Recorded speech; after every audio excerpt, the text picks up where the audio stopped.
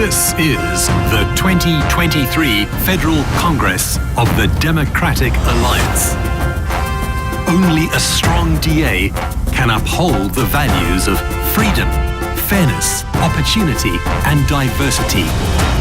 A strong DA to build a better future. Welcome to the Democratic Alliance's Federal Congress.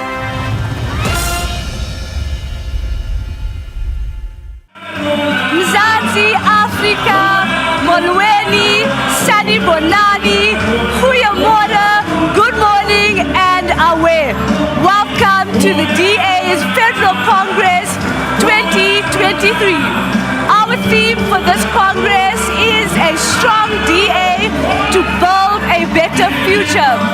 We are coming to you live from the Gallagher Convention Center in Johannesburg, my home city. I'm your host, Nazli Sharif, and joining me in studio is my lovely co-host, Regan Allen. Thank you so much, Nazli. I'm Regan Allen, and over the next 2 days, we'll be taking you through the exciting lineup, culminating in the election of our DA leadership, including our federal leader. That's right. More than 2,000 delegates are here, ready and waiting to kick off Congress 2023, the largest Congress in the DA's history. This weekend, we will be adopting constitutional amendments of the party, discuss key resolutions, values and principles to build a better future, and most excitingly, voting for our leadership who will take the DA to the Union Buildings in 2024. The atmosphere is electric, and we can't wait to bring you rolling coverage of all the exciting moments of Congress over the next 2 days. More than 2,000 delegates from across all 9 provinces are gathered here to show South Africans that the DA is the most diverse political party in South Africa, and we are building a strong DA for a better future. You can be part of the action on our social media pages and YouTube channel, where you can ask our in-studio panel all of your questions. And remember, join the conversation online using the hashtag DA Congress 2023. To unpack all of this, we are joined in studio by our Chief Whip of the DA in Parliament, Saviwe Gwarube, our Shadow Minister for Human Settlements, Emma Powell, also Carly van Wyk, aka Citizen Carly on Instagram, who is the NMC for planning in the DA run, Stellenbosch Municipality, and Kabelo Mogatosi, the MLE for budget and treasury in Nelson Mandela Bay. Welcome to the studio, and thank you for joining us. Thank you for having us. Yay! Welcome! I'm so excited. So before we get started, how excited are you to be here? It's electrifying. You can feel it. The mood here, everything here, it's exciting, and I'm sure every single Democrat that is here has been looking forward to this moment. I agree with Camilla. It is electrifying here. It's such an honor to be here in front of this city. And then you remember, Nazli, in 2020 when we had our Congress, which was during COVID, we couldn't really gather, and we really missed a lot of what we have here, the camaraderie of our colleagues, seeing delegates from around the country, and it is so good to see everybody. It's so exciting to see our party together and united in its diversity. Absolutely. It's truly exhilarating here. And I think that what's touched me is to see the diversity of our nation reflected in the men and the women who are gathered here today, Naz. Yeah, so exciting. The atmosphere is indeed buzzing. Saviwe, if I can jump straight to you, what is Congress? Congress is a very important, and actually, as much as we've got all these fanfare and all these wonderful productions that we have here for you today, Congress is rather a serious occasion. It's serious in the sense that it is an opportunity for the party structures, from your activists to your branches to your councillors, to your MPs and MPLs, literally every single person who's a member of the party gets to be able to, some way or another, elect their leadership that will take them to the next Congress. It's important because if we are saying we are Democrats and we are asking South Africans to vote for us on the basis that we will uphold democratic principles, then we must reflect it where we see our own internal democracy. And so that is the cool thing about Super cool. Emma, jump in. Tell us, why is Congress so important? Well, because as Saviwe said, we're Democrats, and so we have to live by the values and the principles of our party. And that means that every 3 years, we have to come together as a federal structure and either renew the mandate of our leaders or choose new leaders. And we are guided by our federal constitution in doing this. We also have provincial congresses, and other parties don't do this, Naz. There are many political parties in South Africa who've had the same leaders since their inception. So I think that we should be very proud of the constitutional values that we as Democrats live by in the Democratic Alliance. Carly, this is your first in-person Congress. You look extremely excited. I'm so excited. This is much better than watching it in my PJs back at home via 2020 COVID style. So what an honor. Great to be here. What has been your experience so far? So far, my experience has only been that it is amazing. It's beautiful to see so many DA people across our country unified in blue. What an honor. It is great to be here. KB, it's so exciting to have all DA members from across the country under one roof. You're from the Eastern Cape and you just had your provincial congress. Can you explain what the difference between the congresses are, provincial, and what's happening this weekend? So Naz, very simple. The DA has a national footprint, unlike other political parties. So at the provincial level, we elect leaders who are focused on local issues at the provincial level. At the National Federal Congress, we affirm our commitment to the values, but not only that, to prepare ourselves to get into the union buildings. And I think this is what is very important with these congresses this year. We are actually focusing on taking over governments across the country, and most importantly, ushering a new government into the union buildings.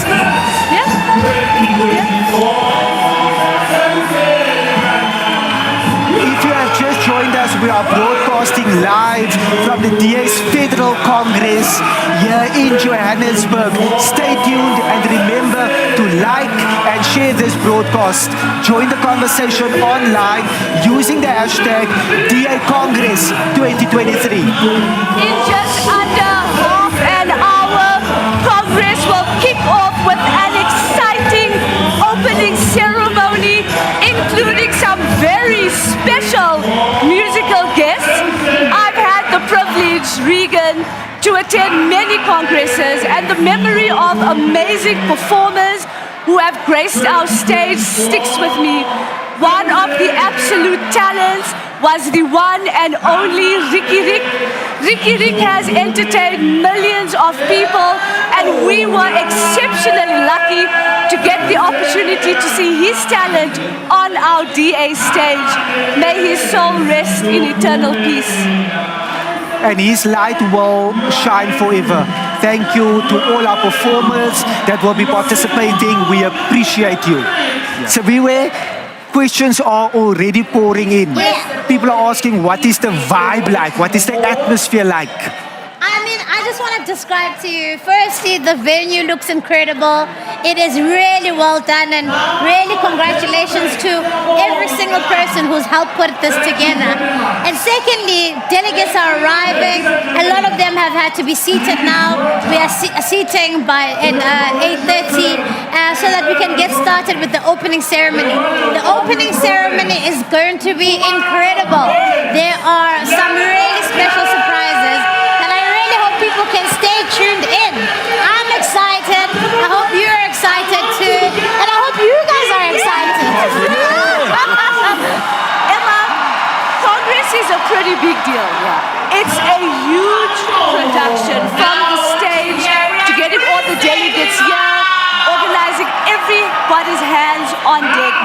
you tell us what goes into organizing Federal Congress? Naz, the short answer is a lot.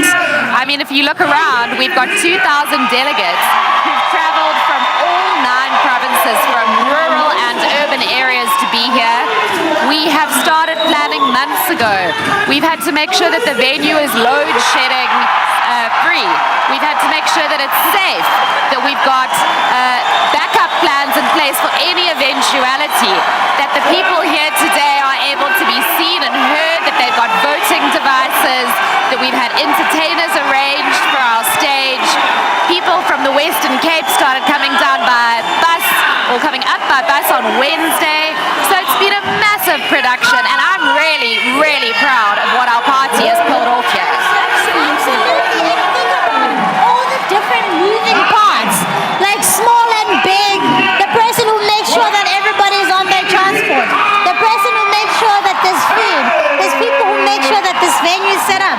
It really is a great show by our party. And let's not forget the team setting up this live broadcast. So it's all hands on deck. The DA is truly the most diverse political party in South Africa. But currently, young people is a key component to our democracy. How does youth representation look like in the DA?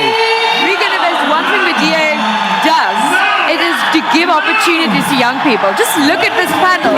We have Siviwe as a member of parliament, Emma, we have Nasli here, we have Regan, and next to me, the minister from the Western Cape.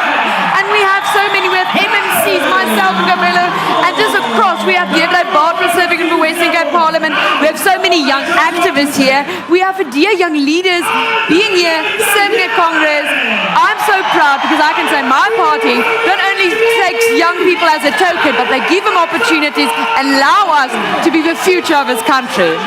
Yeah. Currently, speaking about young people, how important is it for young people to go out there, register and vote, and why should they do that? Nasli, it is essential for young people like myself and you to go and register to vote. Stats SA says there's 12 million young people who are eligible to vote in our country. The time is now. Let us take up the power in our hands of voting. So go out, register to vote today. Yeah. Let's just give that question to Siviwe. Siviwe, tell us, why should young people go out there and vote? It's incredibly important, Naz, for people to go out and vote. And as I was saying to a group of young leaders last night, the country is ours to save.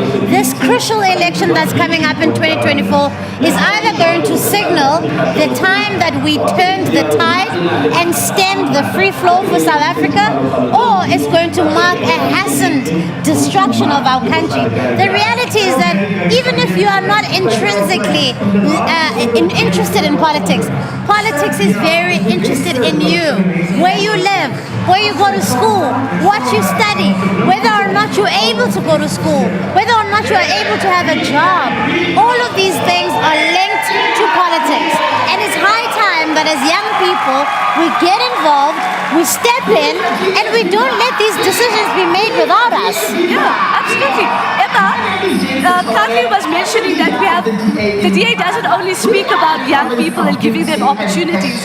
The DA actually gives young people opportunities. What are your thoughts? Well, absolutely. We just need to look at the statistics. So, for example, in the fourth quarter of this year, there were about 169,000 jobs that were created. 167,000 of those jobs were created where the DA governs in the Western Cape.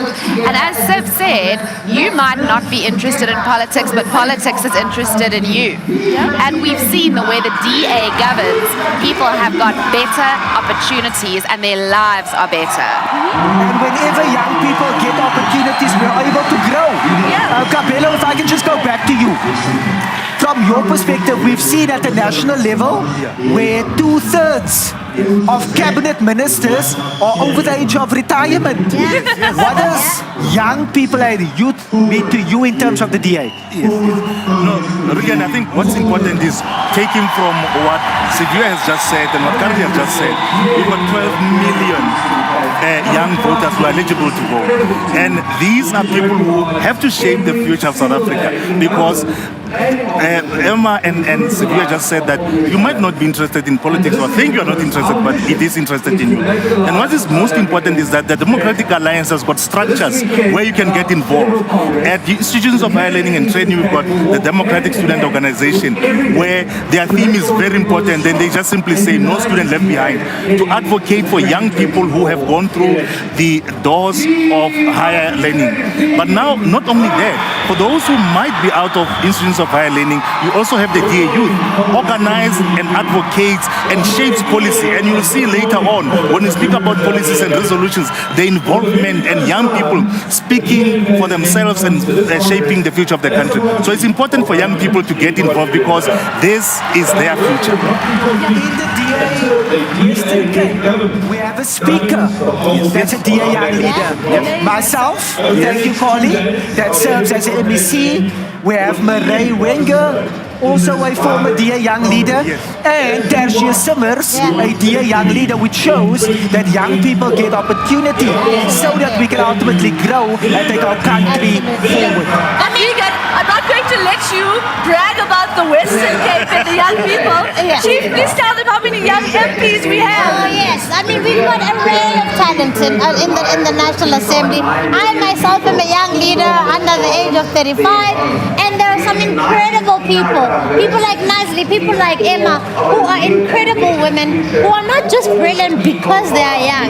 They are brilliant because they've been given an opportunity to grow in the work that they're doing. And I couldn't be prouder. And I think it's so important in a country and in a continent where the average age is so young. We need to be able to have a leadership that is not detached, a leadership that is more closer to the people it is meant to serve. Young people is not only the leaders of tomorrow, but of the now. We are the leaders of today. Of the now. Lastly, that I want to add, but sometimes we think people need to be a politician. You don't have to be a politician. All that you have to be is an active citizen in South Africa. Stand up, make a difference in your community, in your workspace, where you have influence. Make sure all your families are registered to vote. And let's change this country. Let's do it. Cabello, we know that you have your own story for joining the DA. Can you tell us what inspired you to join the party? And I don't only want to hear from you, I want to hear from everybody why you joined the party. Cabello? Yeah, Nestle, many months ago, passed my grade 12 with flying colors and wanted to pursue my dream of becoming a doctor. So I went into the University of Pretoria, and when I got there, you only see the reality. I was the first in my family to go to university. Got into university, no funding, no accommodation, nowhere to go, but nothing, and you've got nothing but your dream. And what was important was to have somebody to speak for you. And it was one of the most difficult periods of my life. And even with a dream, it was not enough because it's expensive. It can be very confusing. So I failed, and I got excluded. And that was a dream gone. But when I promised myself to take another opportunity, another shot at academia, I promised myself that I'm going to be the person I was looking for in that campus. I'm going to be the person who speaks on behalf of young people. Then I joined the Democratic Alliance Student Organization. And ever since, and we did a lot of work. And one of those things was, that was my why. It was driving me to ensure that no student is actually ever have their dream defied in that manner. Our Daso days were a lot of fun. Yes. And running Saking Gomso was amazing. Kathy, why did you join the party? What made you join the DA? Well, I must say, I loved the DA from a young start. Like, people were calling me Klein Helen Zille when I was still young, because I was just like, I love the DA, I love Helen Zille. But I think it is the values of a DA. It caters for the whole of South Africa based on freedom, fairness, opportunity and diversity. And we have such a exceptional constitution in our country, and this is the only party fully committed to protecting our constitution and ensure you have the rights and to ensure you can have human dignity in this country. So that's why I joined the Democratic Alliance. Siviwe, we'll come back to that, but I just want to check with you, how important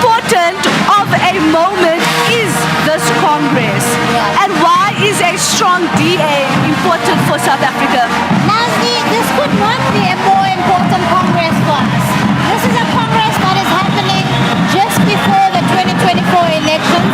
That means the leadership that we elect here today and tomorrow is going to be the leadership that is going to be at the table negotiating a formation of a new government in 2024.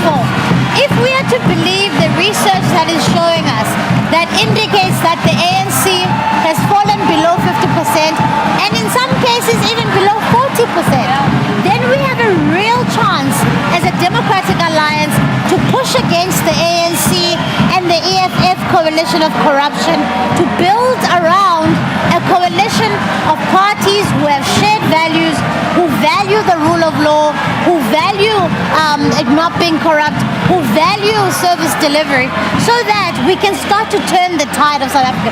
So this Congress is important for us, but it's also important for South Africa. Yeah. Emma, we've heard that 45% of delegates are non-public reps. Why is that important and what does it mean? So Nasli, that's a very interesting question to ask. We as the DA need to make sure that we are representative of the voices from our grassroots structures across the country. So not just in big cities like Johannesburg and Cape Town and Durban, but in far-flung rural towns and villages. So we've got a very complex formula that we use to elect the delegates who come to the Federal Congress, and it's important that we've got the voices of both public representatives, councillors, MPLs, MPs who work in and with government every day, but that we also have the voices of the ordinary men and women who are trying to put their children through school, who are trying to earn a living. Because we've got to make sure that we embody and that we have a constitution and values and principles that reflect the desires of the people of this nation.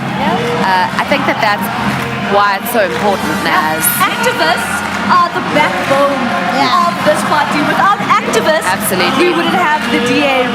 This is an important day for the DA and for South Africa.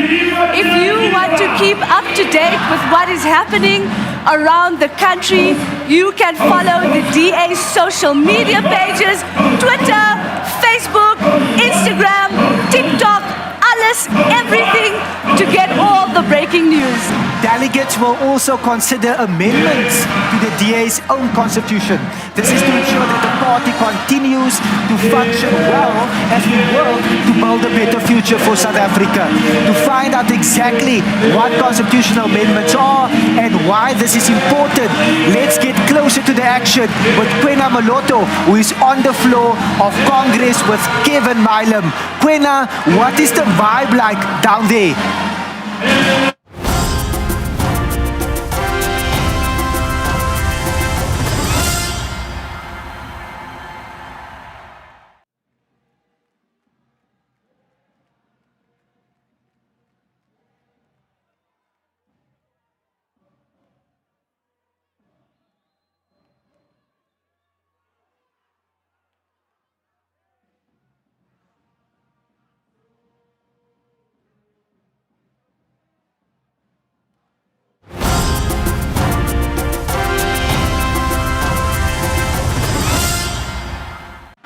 I just heard, Regan, we have a bit of a technical issue with Kwena, but we will sort it out and get back to him on the floor to find out what's happening and what constitutional amendments are. But you remember, we asked the question, why did you join the DA? Let's get into it, Chief. Look, I joined the DA for me because it was back in 2011 and I became part of the Young Leaders program. For me, it was an eye-opening experience. Here was a political party that wasn't forcing you to be a card-carrying member of the DA, but says, look, we see young people, we see that you have something to add, we want to invest in your future, but we also want to invest in the future of South Africa. Because whether or not you decide to stay in the DA, you will now be a leader that's equipped, that can go out there and make a difference. And that for me started to shift the way that I started thinking about politics. I got involved in the party, I joined my local branch, I started working as a staff member, and man, I never looked back. Yeah. So, and here I am today. Yeah, you are, Chief. Welcome in.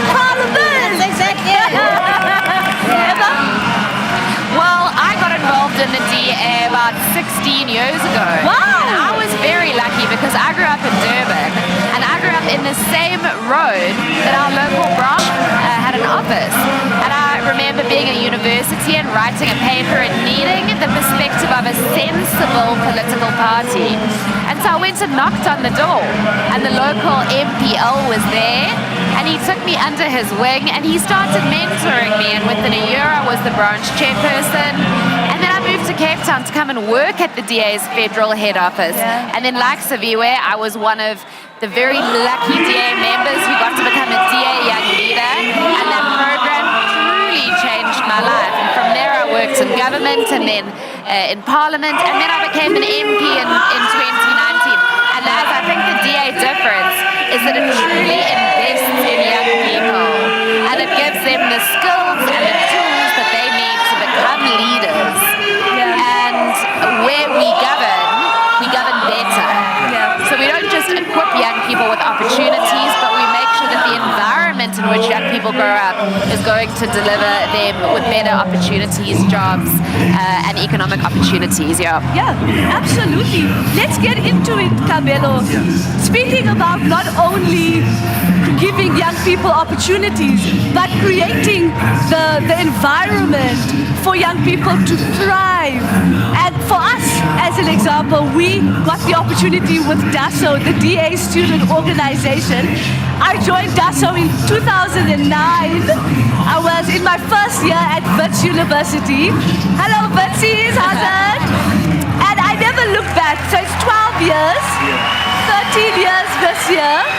So just give us a quick comment on why it's important to give young people the experience to be able to lead. Look at the panel. Look at the panel, that's it. Every single person who's here, the party has invested in them. But not only that, listen to Siviwe's contributions, listen to yourself, everyone. It is exactly that. Their contribution not only to the Democratic Alliance, and important, their contribution in shaping the future of South Africa. So that's the importance of it. You are not just only investing in young people within the party, but the future of South Africa. And I think the DA has been doing that thing. And it's amazing that every young person that has come through, not only have they actually been politicians, some of them staff members and leaders in their different industries as well. So the investment into young leaders is actually for South Africa more than anything. And there you have it, a strong DA to lead South Africa to a better future. And that includes our young people. Thank you very much to everyone in studio. The excitement is genuinely palpable. Nasli, it seems that the big moment is finally here. Yes, that's right, Regan Kenako. It is time. Dit is hier. Congress 2023 is about to kick off. We are now crossing over live to the stage behind us for the official opening ceremony of the DA's Federal Congress 2023. Make sure to like and share this broadcast and interact with us using the hashtag DA Congress 2023. Enjoy the opening ceremony, and we will all be back here in studio straight after. Stay tuned.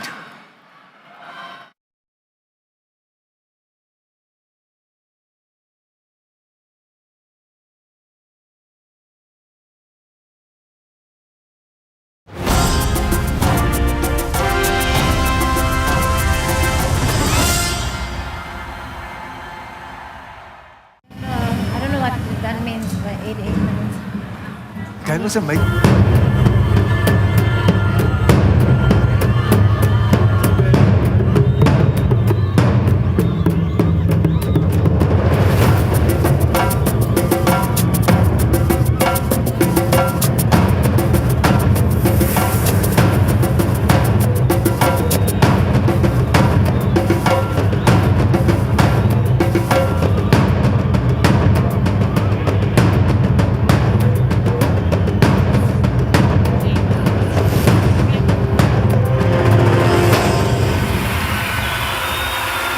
Ladies and gentlemen, Democrats, South Africans, welcome to the economic heartland of South Africa. Welcome to Gauteng, The Democratic Alliance is working hard to build a new majority for all South Africans. A new majority to build a better future. Only a strong DA has the power to save our country. Only a strong DA can protect the Constitution. Only a strong DA can uphold the values of freedom, fairness, opportunity, and diversity. A strong DA to build a better future. Democrats, welcome to the Democratic Alliance's Federal Congress.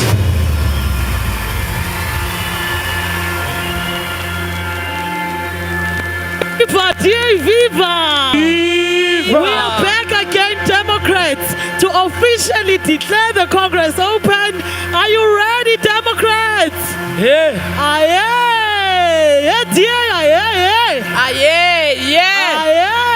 2024, aye! Aye, yeah. Pambili, dear, Pambili. Pambili! Hoza 2024, Hoza! Hoza! Selector! Sanbonani! I'm DA Dumela, let's go. Are you ready? Are you ready? Only DA can bring good.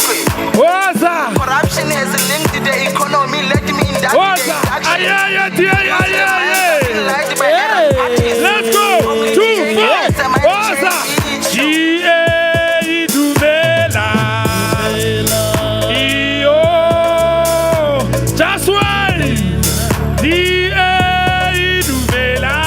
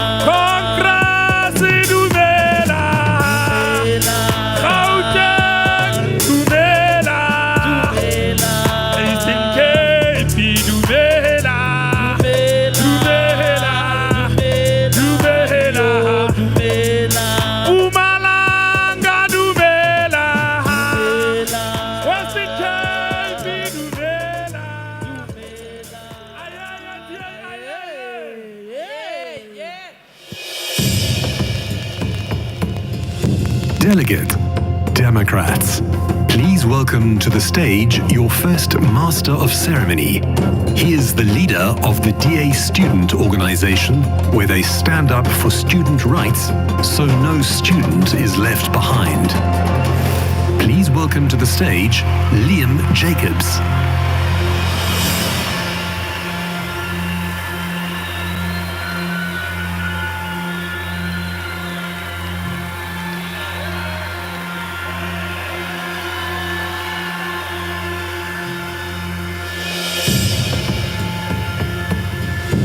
Now, please welcome to the stage your second Master of Ceremony. She is from the Free State, and she is the youngest Member of Parliament for the Democratic Alliance. Please welcome to the stage Karabo Khachau.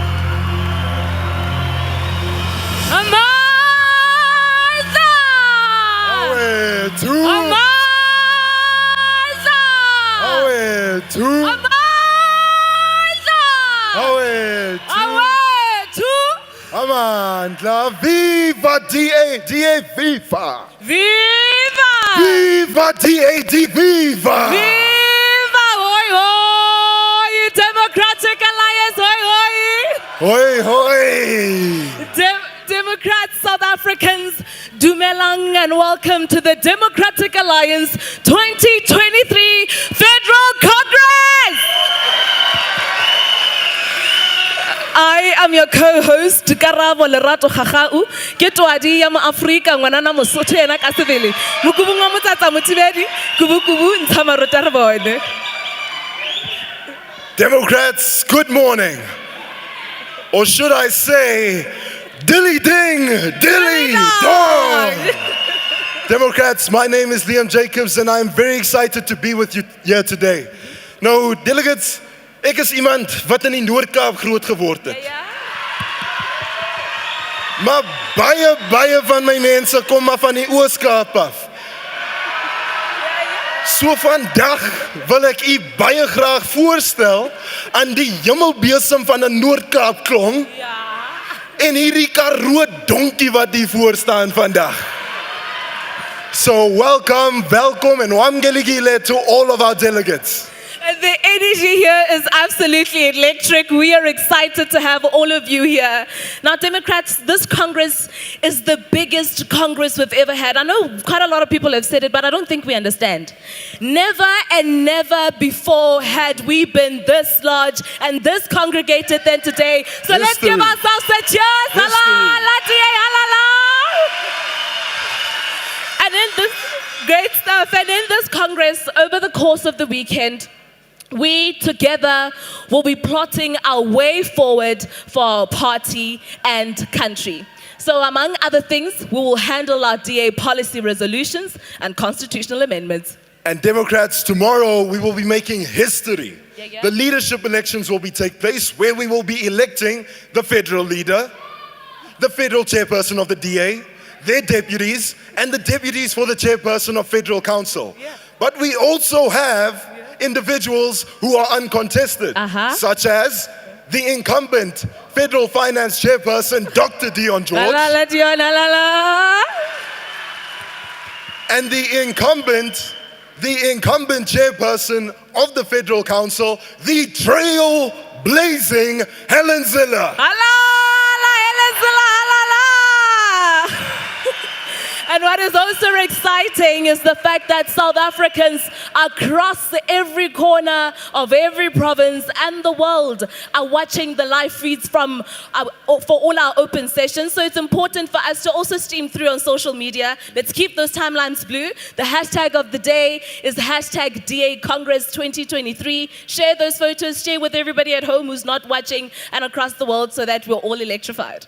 Yes, Democrats, so to the thousands of delegates in attendance and to the millions and millions of South Africans watching at home, I say dilly ding, dilly dong, hala la DA, hala la.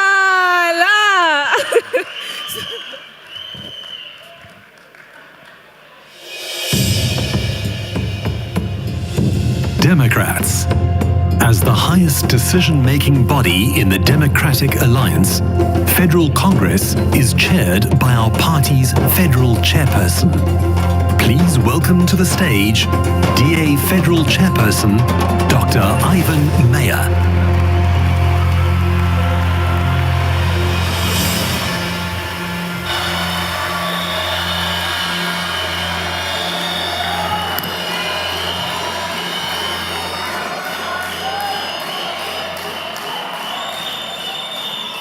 Good morning, South Africa and delegates at the Democratic Alliance Federal Congress 2023, the biggest in our history.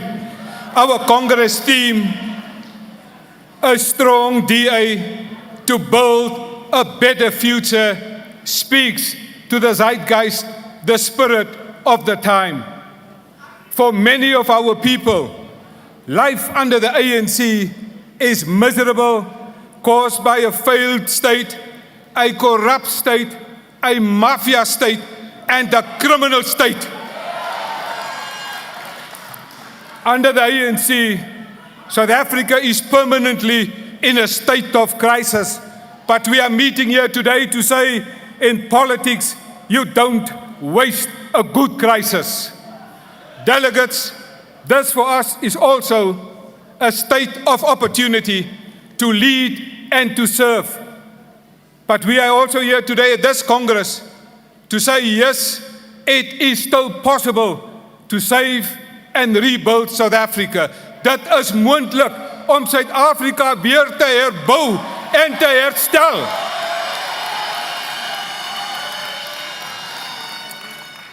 And therefore we have at this Congress policy resolutions to take South Africa out of this gridlock and to rebuild our towns, our cities, all over South Africa.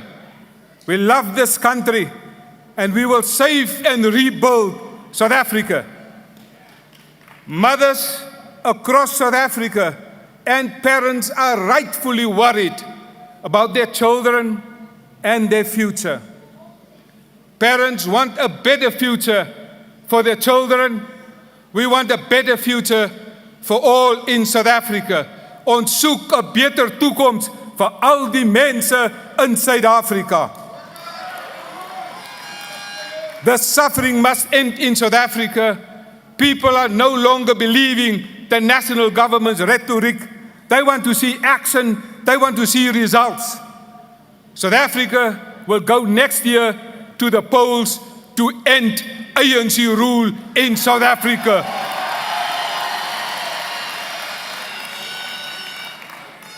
This Congress now serves notice to the ANC.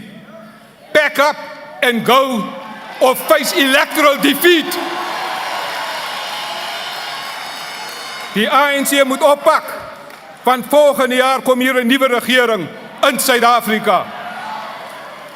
This Congress is thus giving notice that the ANC is an outgoing government in South Africa. This Congress further gives notice that the DA will lead a new coalition government in the union buildings in South Africa. By hierdie kongres sal die DA demonstreer wat ons tans doen om hierdie elektrisiteitskrisis op te los daar waar die DA regeer. This historic Congress is the beginning of a better future for South Africa. In this Congress, we will table practical solutions to rebuild South Africa. These solutions are products of data, evidence, science, research, and a little bit of common sense. Because that no longer exists in South Africa. Evidence-based and data-led governance will enter the union buildings in 2024, and we will rewire the public governance in South Africa.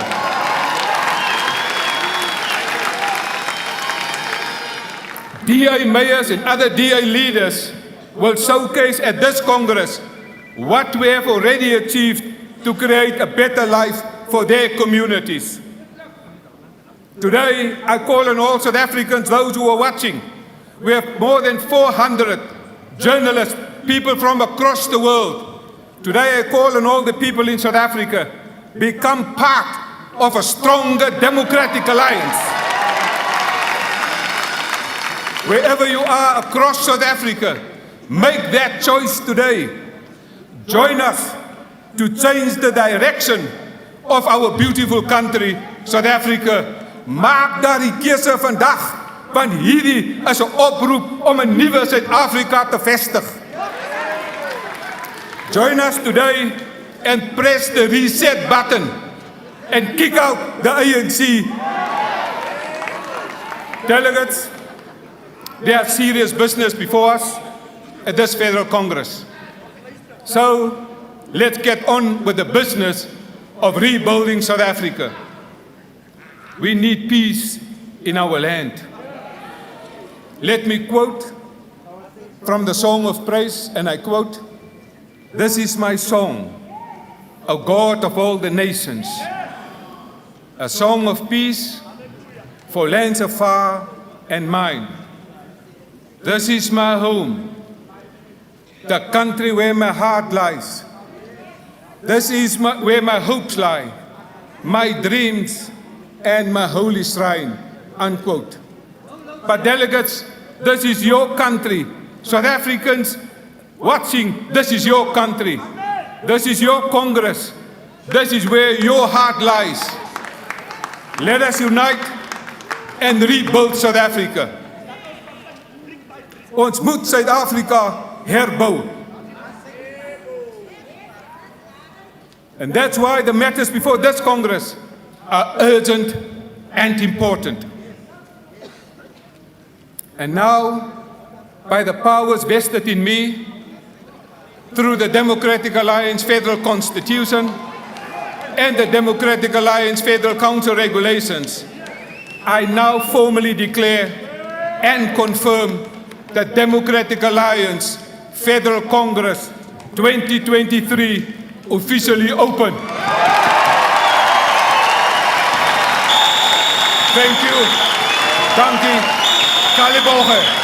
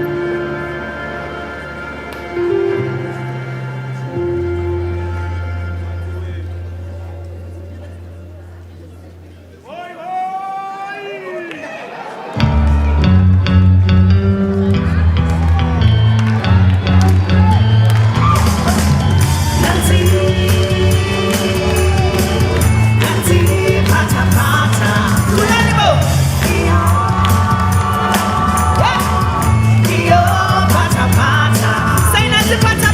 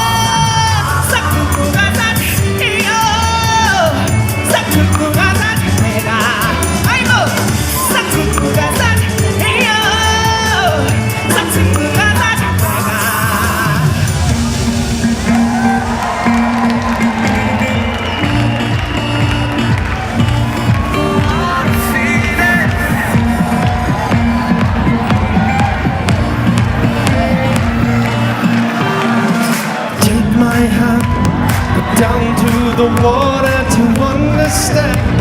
Sinking your toes in the soft white sand. Are you ready to fall in love? Are you ready? Feel my heart beating much slower when we're apart. Now we're together, it's off the chart. Ready to fall in love. 'Cause we're free to love again. We're free to love again.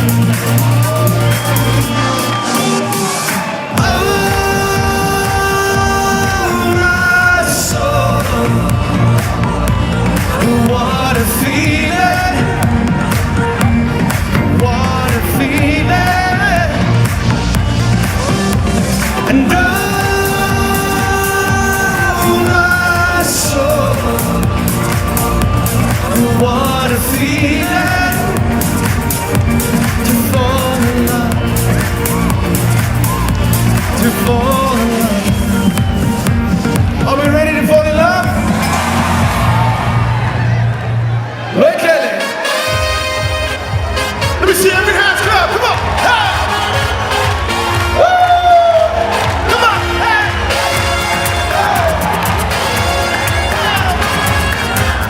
You know this one, we just sing with us.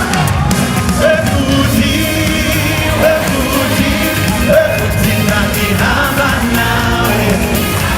Ebuti, ebuti, ebuti nani haba nawe. Gitana ngalowe, sumere ngakora, esisi nani haba nawe. Hamba ngalowe, untula ngakora, esisi nani haba. I still make it dark, still make it dark. Things and fun's are dark. And girl, I can't even, I can't even, I can't even go down. Come on, sing with us. Ebuti, ebuti, ebuti nani hamba nawe. Ebuti, ebuti, ebuti nani hamba nawe. Come be here, from the cradles to hamba nawe. Come be here, from the cradles to hamba nawe. Ladies, Tapi kenda we kenda ba, kena fake panda, oh fake panda, oh buti lawyer, yo so la. I know. Sukunat yang berjaya, manjas meine, veraltet meine, hak zal het jone, veraltet jone. You let me by my hand. Everyone with us, come on. Ebuti, ebuti, ebuti nani haba nawe. Javon, ebuti, ebuti, ebuti nani haba nawe. Come on, come. Come Vicky, come Vicky, come my place to haba nawe. Ti haba nawe. Come Vicky, come Vicky, come my place to haba nawe. Ebuti, ebuti, ebuti nani haba nawe. Ti haba nawe. Ebuti, ebuti, ebuti nani haba nawe. Haba nawe.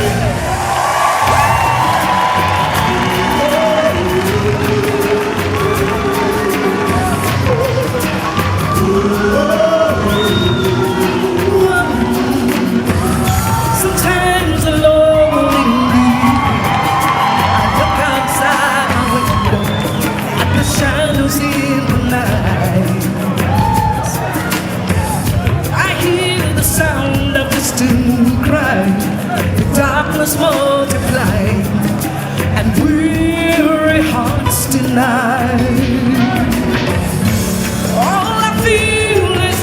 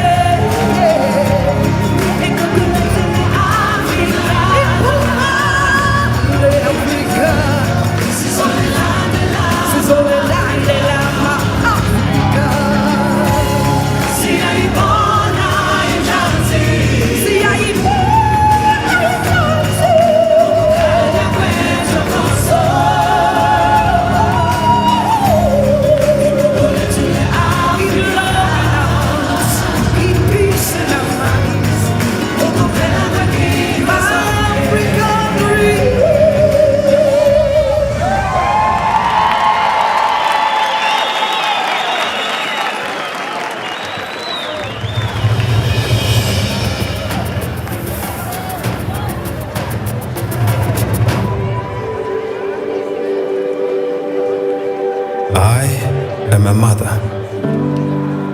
I am a father. I'm a daughter. I am a son.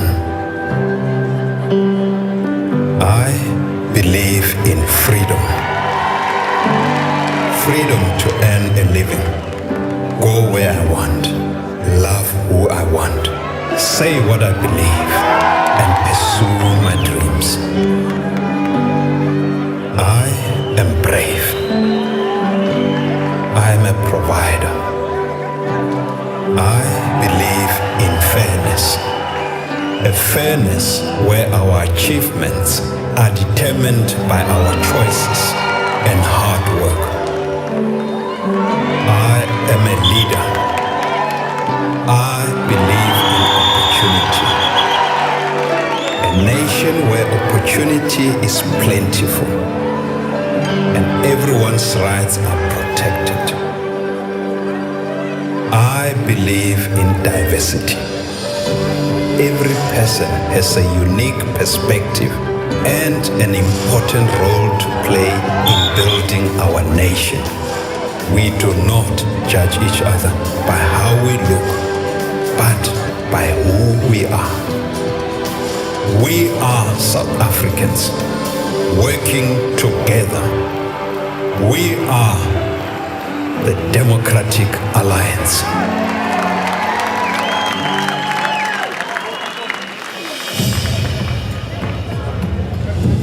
Our deep-rooted history as a party is the foundation of all that we do. Our values direct us to be the best we can be and help improve the lives of all South Africans. A shining example of DA delivery, DA values, and DA excellence is the city of Cape Town.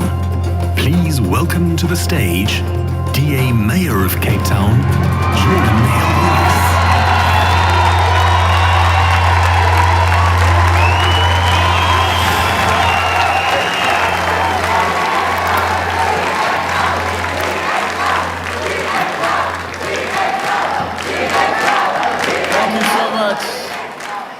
Thank you. What a privilege it is to address you all this morning. 16 years ago, I was here in this same hall as a young DASO member, fresh out of school, attending my very first DA Federal Congress right here. I could never have imagined then that I would be back here one day, speaking to a packed Federal Congress as the Mayor of the city of Cape Town.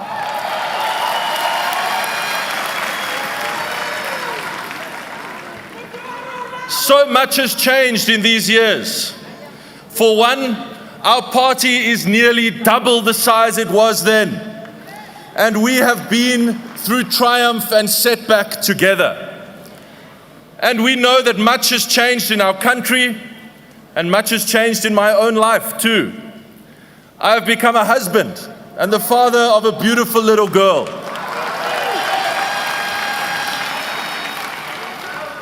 And like every parent in South Africa, this has made me look at our country in a whole new way. I'm reminded every day that there is a generation of young South Africans counting on us to show that the promise of our young democracy is not yet lost. And we intend to do just that, starting in Cape Town. Building on the progress over the past 17 years of unbroken DA government, we are writing the next chapter in the story of Cape Town. I am so fortunate to serve as mayor at a time when the DA has a strong and outright majority. This gives us the confidence and the strength that we need to be ambitious with our plans for the future. You see, we are on a mission to build what we call a city of hope for all. That was our promise to voters when we campaigned in 2021, and it remains our solemn pledge today. And when we say for all, we don't only mean for all the people of Cape Town, we mean for all. We want the city to be a beacon of hope for every South African. Because we are showing that you can have a government that cares for the dignity of every person. We want to show, we are passionate about showing that decline in South Africa is not inevitable. In Cape Town, we refuse to accept electricity blackouts are going to be a part of our future. They are not. That's why we're on track to make Cape Town the first metro to be entirely load shedding free.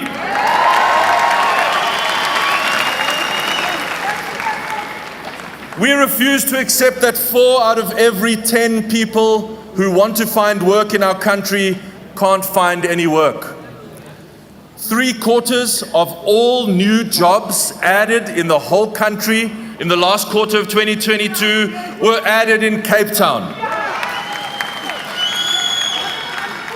And we refuse to accept that South Africa's horrific rate of violent crime can't be turned around. It can. Hand in hand with our outstanding colleagues in the Western Cape government, we've deployed more than 1,200 of our own officers in the metro's worst crime hotspots. And you know what? It is making a difference. It is saving lives. We refuse to accept the collapse of sewers, of roads, and the water grid that we see in so many other places around our country. That's why we are breaking all records by rolling out 120 billion rand in infrastructure investment in our city. Most of this will go towards upgrading the sewer networks of Cape Town's poorest communities, because we want every person to have the dignity that comes with better basic services. So we're going to out-invest and outbuild any other city in our country, in some cases 2-to-1. Instead of waiting for things to go wrong, we are rolling up our sleeves and preparing things to go right. And you know what? If this can be done in Cape Town, it can be done everywhere.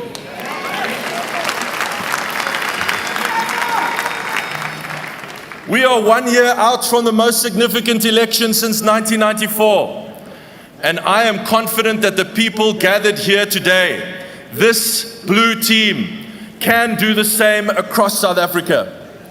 So let us never accept that it can't be fixed, because it can. Don't ever accept that the country described in the preamble to our Constitution is lost, because it isn't. There is nothing so broken. There is nothing so broken that this team can't fix it. Because only the DA's policies will make South Africa grow again. Only the DA can create jobs and deliver dignity to those whom poverty still robs of it. Where we govern, things work and things get better for everyone.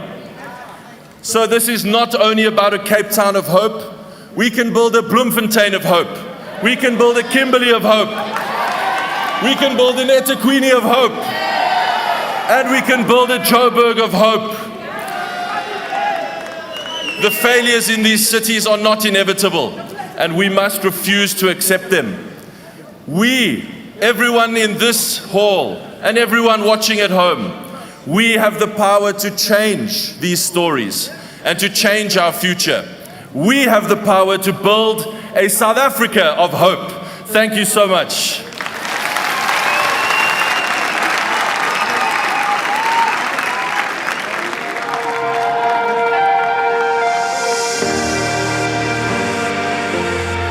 Every day, the Democratic Alliance grows stronger, from an opposition party to a party of government. From governing Midvaal in 2000 to leading a coalition in Cape Town in 2006 and governing the whole of the Western Cape outright by 2009. Today, the DA is bigger than ever. Bigger than the next 6 parties combined. and on the verge of bringing the ANC below 50% in the 2024 national election.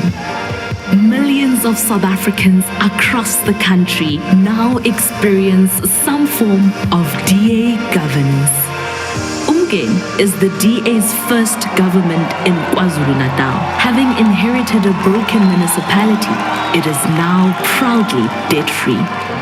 DA-led Midvaal is rated the best-run municipality in Gauteng and the best-performing province in South Africa. The Western Cape is set to become load-shedding free. Where we don't govern yet, the DA is fighting for better service delivery in all communities. And day by day, this DA pressure brings change. We are proud of these examples among so many others. In the Free State, we uncovered the Estina dairy scandal, ultimately delivering justice to small-scale farmers. In the Northern Cape, we are fighting the outrageous water tariff hikes. And in the Northwest, we worked to have a primary school reopened so learners would not have to walk 5 kilometers to school. In Limpopo, we exposed the abuse of millions in overtime pay to municipal workers. And in the Eastern Cape, we relentlessly fought and forced SAPS to build a new police station in Gqeberha. In Mpumalanga, we succeeded in restoring healthcare services to over 4,000 farm workers. During the devastating floods in KwaZulu-Natal, we worked to secure emergency relief for flood victims. And almost a decade later, we continue to fight for justice for the victims of the Life Esidimeni tragedy in Gauteng.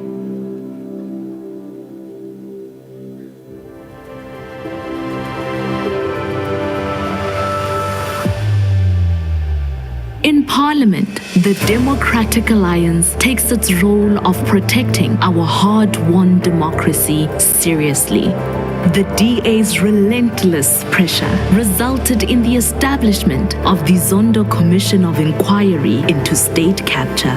We are fighting to have the corrupt policy of cadre deployment declared unconstitutional and illegal, as well as introducing a bill in Parliament to curb the lavish lifestyles of cabinet ministers and opposing the ANC's efforts to interfere with school admissions and language policy. Recently winning a court case to protect your right to speak Afrikaans at Stellenbosch University. We are mobilizing South Africans across the country to stand up against corruption, the cost of living, high crime rates, and the electricity crisis. The Democratic Alliance is at the forefront of democracy, protecting you from national government failures and working hard to make life better for all South Africans. It is now up to each and every one of us to unite behind the only party that can build a better future.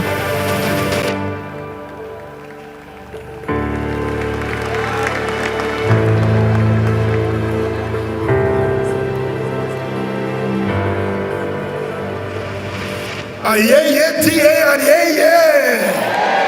Oi, oi, DA, oi, oi. Oi, oi. Democrats, let's give it up to the Mayor of Cape Town. Thank you, GHL. That Democrat is a clear indication of the kind of future that exists within the Democratic Alliance and its government.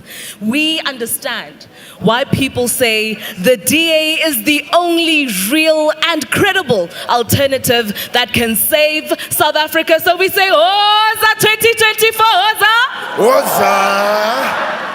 In opposition, we put our gloves on and we go toe-to-toe with corruption and maladministration. Yeah. And where we govern, we deliver the best for all of our residents. In fact, be it local or be it provincial, 1/3 of the Republic of South Africa experiences some form of DA governance. Van die Kaap tot binne in Modimolle Mokgopong, from Umgeni to Nelson Mandela Bay, and even from Tshwane all the way to Midvaal. Liam, we are moving. The DA Blue Train will stop at nothing to deliver tangible hope and change in every community.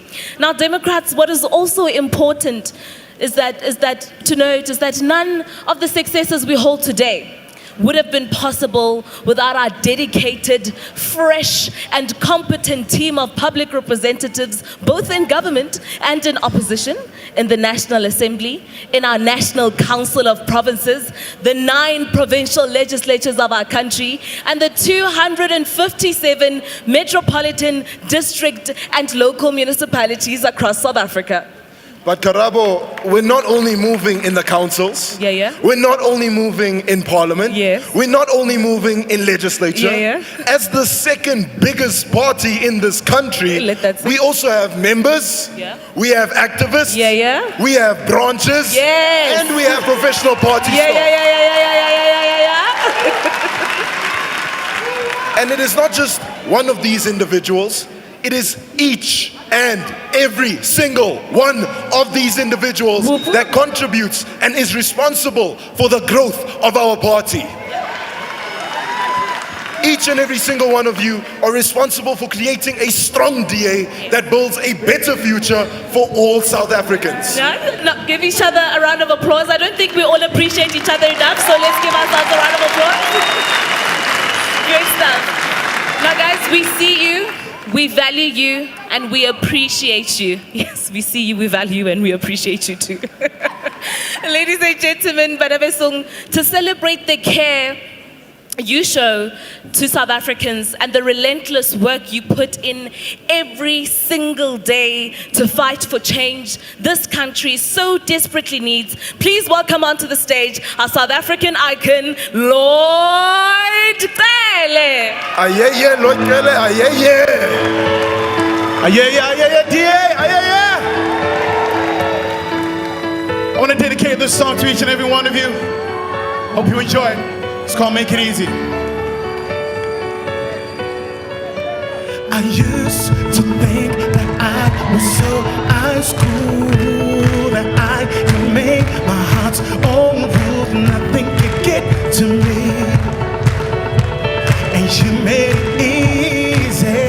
Let me see your hands clap. And now my head, my heart, and my reason to say the same. And now I believe it. Want a piece of it, and I gave away. Let me see you wave your hands up. Loving you, it's like breathing it to me. It's what my body does naturally. No matter if the life gets hard, 'cause you make it easy for me to love you. You make it easy for me to love you. You make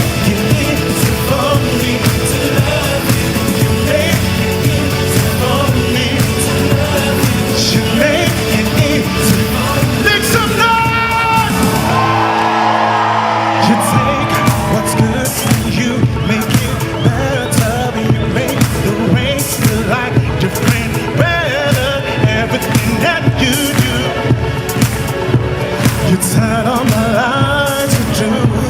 Yeah, I'm lost, I'm found, I'm breaking down. Slowly, I try to hide, but somehow you know me. I'm where I need to be. You made it easy. One more time, with your hands up. Loving you, come on, hey! It's like breathing it to me. It's what my body does. No matter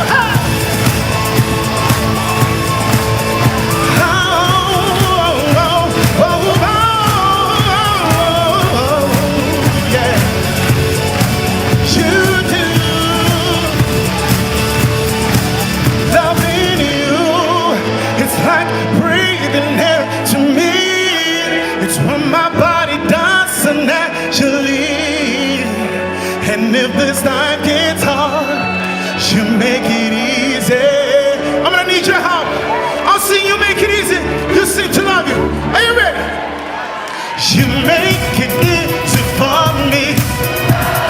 She make it easy for me. She make it easy for me. She make it easy, make it easy.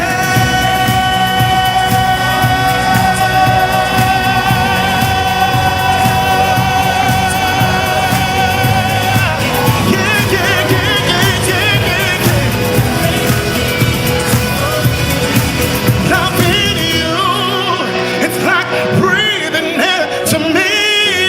It's when my body does so naturally.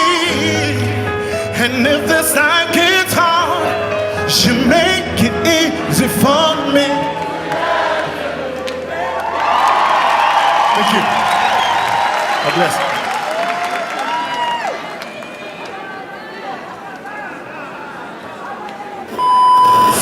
Corruption, maladministration, burning blackouts, hated deployment, corruption, blackout, maladministration, crisis of government, state capture, hated deployment. There's been nothing short of jaw-dropping. Is South Africa a mafia state? ANC says it's feeling the heat when it comes to corruption. Many South Africans will say, never mind the heat, our house is on fire. Corruption is a massive problem in South Africa. Lots of tenders, lots of kickbacks, lots of dodgy deals. Can we still talk about any form of integrity when we talk about the governing party? Because so many of them are implicated in corruption. Rolling blackouts, water shortages, a shaky healthcare system, and myriad other state failures. Others say this is the cost of corruption and negligent leadership. We are now seeing the consequences of corruption. From higher electricity and water tariffs to higher costs of food and fuel, it now costs more than ever to survive. These added economic pressures may be the final nail in the coffin for many. South Africa ranked as one of the most dangerous countries in the world. The latest crime stats suggest South Africa is a crime scene. The unemployment rate is at a record high. It's unacceptable that we have to bear the brunt of mismanagement, and we stand here in absolute anger. A lack of service delivery have become the norm in South Africa. Many municipalities have been accused of failing to deliver basic services. Blackouts have become a way of life. The ANC plunged this country into darkness. The mafia state. ANC State capture. Blackouts. Why are we still in this mess?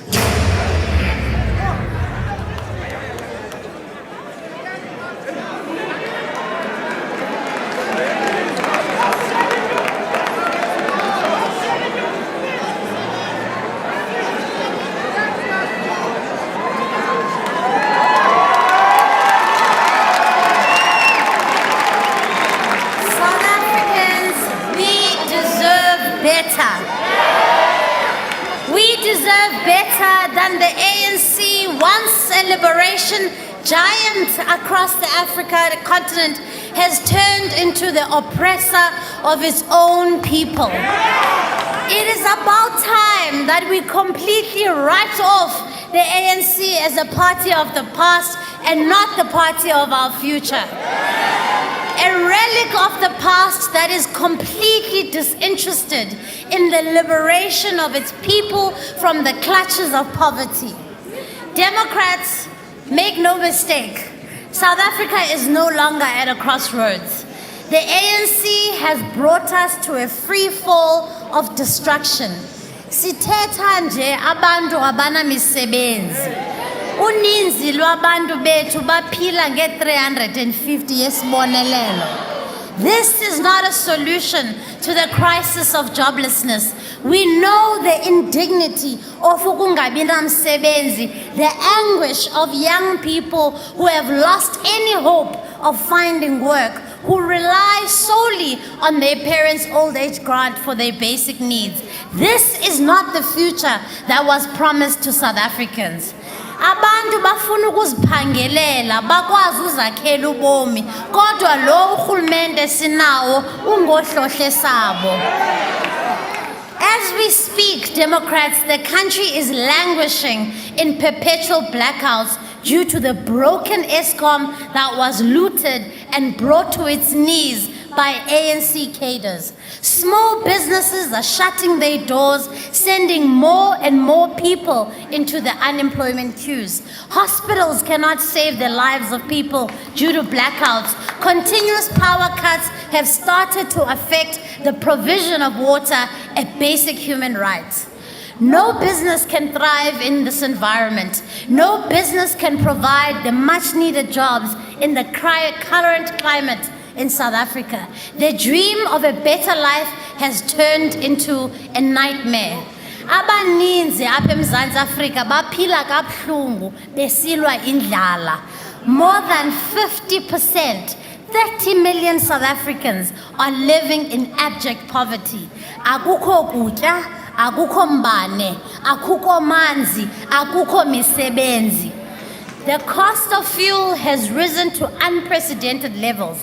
This has meant that the average South African, it costs them more to go to work and go buy food or go look for a job.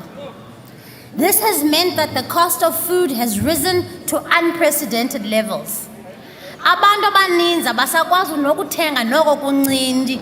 Abantu bayafa indlala urhulumente we-ANC ebukele. This is why the DA tabled concrete proposals in Parliament in order to cushion South Africans against the rising cost of living. We demanded that government slashes fuel levy and extend the list of zero VAT rated goods. This proposal was meant to go a long way to save people from sheer hunger and desperation. And you know what they said, Democrats? The ANC government refused. They refuse because they are not affected by the choices they make in government. Ministers don't need to buy their own petrol. They are driven in luxury. Ministers don't need to buy their own houses. They get given 2 houses fitted with a generator to shield them from load shedding. Ministers don't have to worry about their safety every night like you and I, because they are guarded 24 hours a day by security everywhere they go. This is why this government is out of touch. Abaphathiswa bethu abayazi indlela abantu abaphila ngayo, yiyo lonto bengakhathali. The greatest irony, Democrats, the ANC has dubbed 2023 as the year of Charlotte Maxeke. Charlotte Maxeke is famously remembered as having said, "This work is not for ourselves. Kill the spirit of self and do not live above your people." This is the antithesis of the party the ANC has become. Even its former president, Thabo Mbeki, penned a scathing letter to the ANC for their shameless, indefensible conduct in Parliament. He boldly calls them the violators of constitutionalism. We can no longer afford to have this party in the union buildings. Mabambe!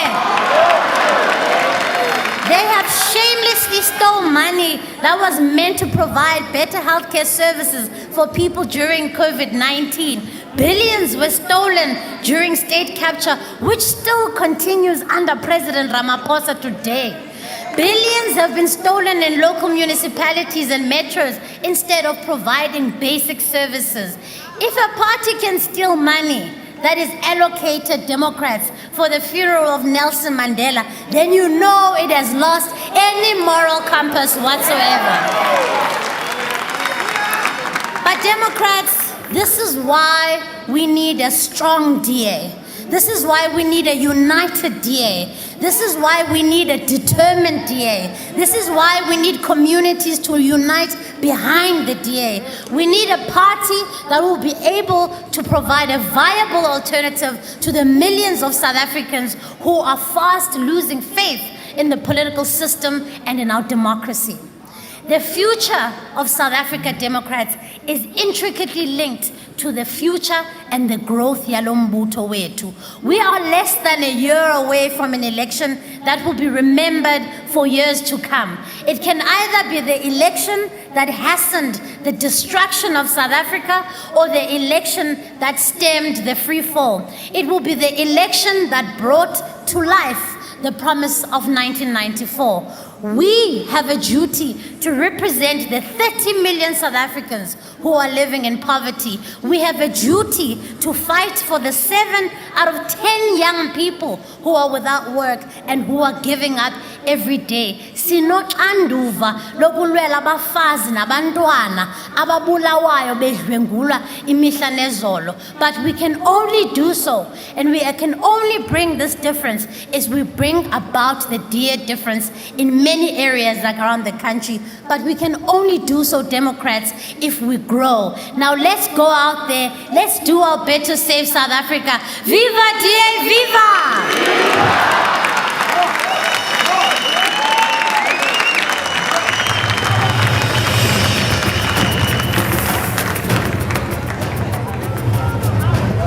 We tired of excuses.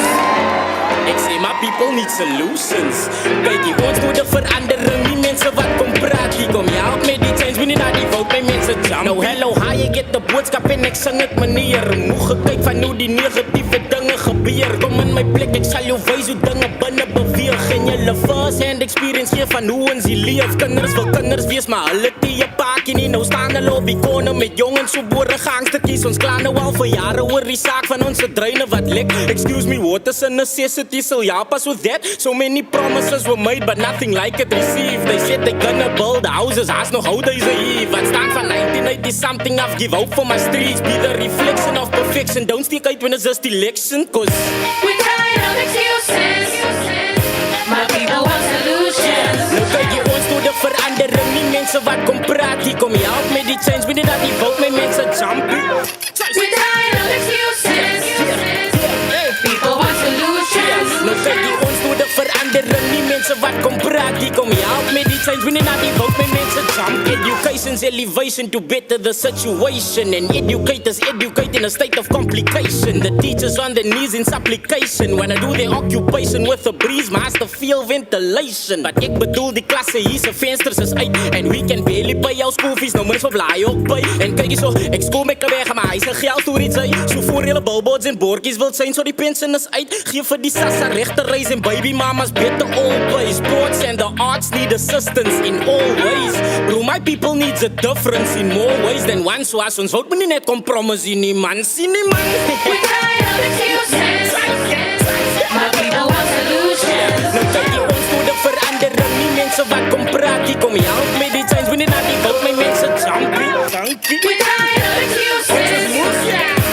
People want solutions. Nou kyk jy ons moet 'n verandering, nie mense wat kom praat. Hier kom jy help met die change, we need not die vote, my mense jumpy.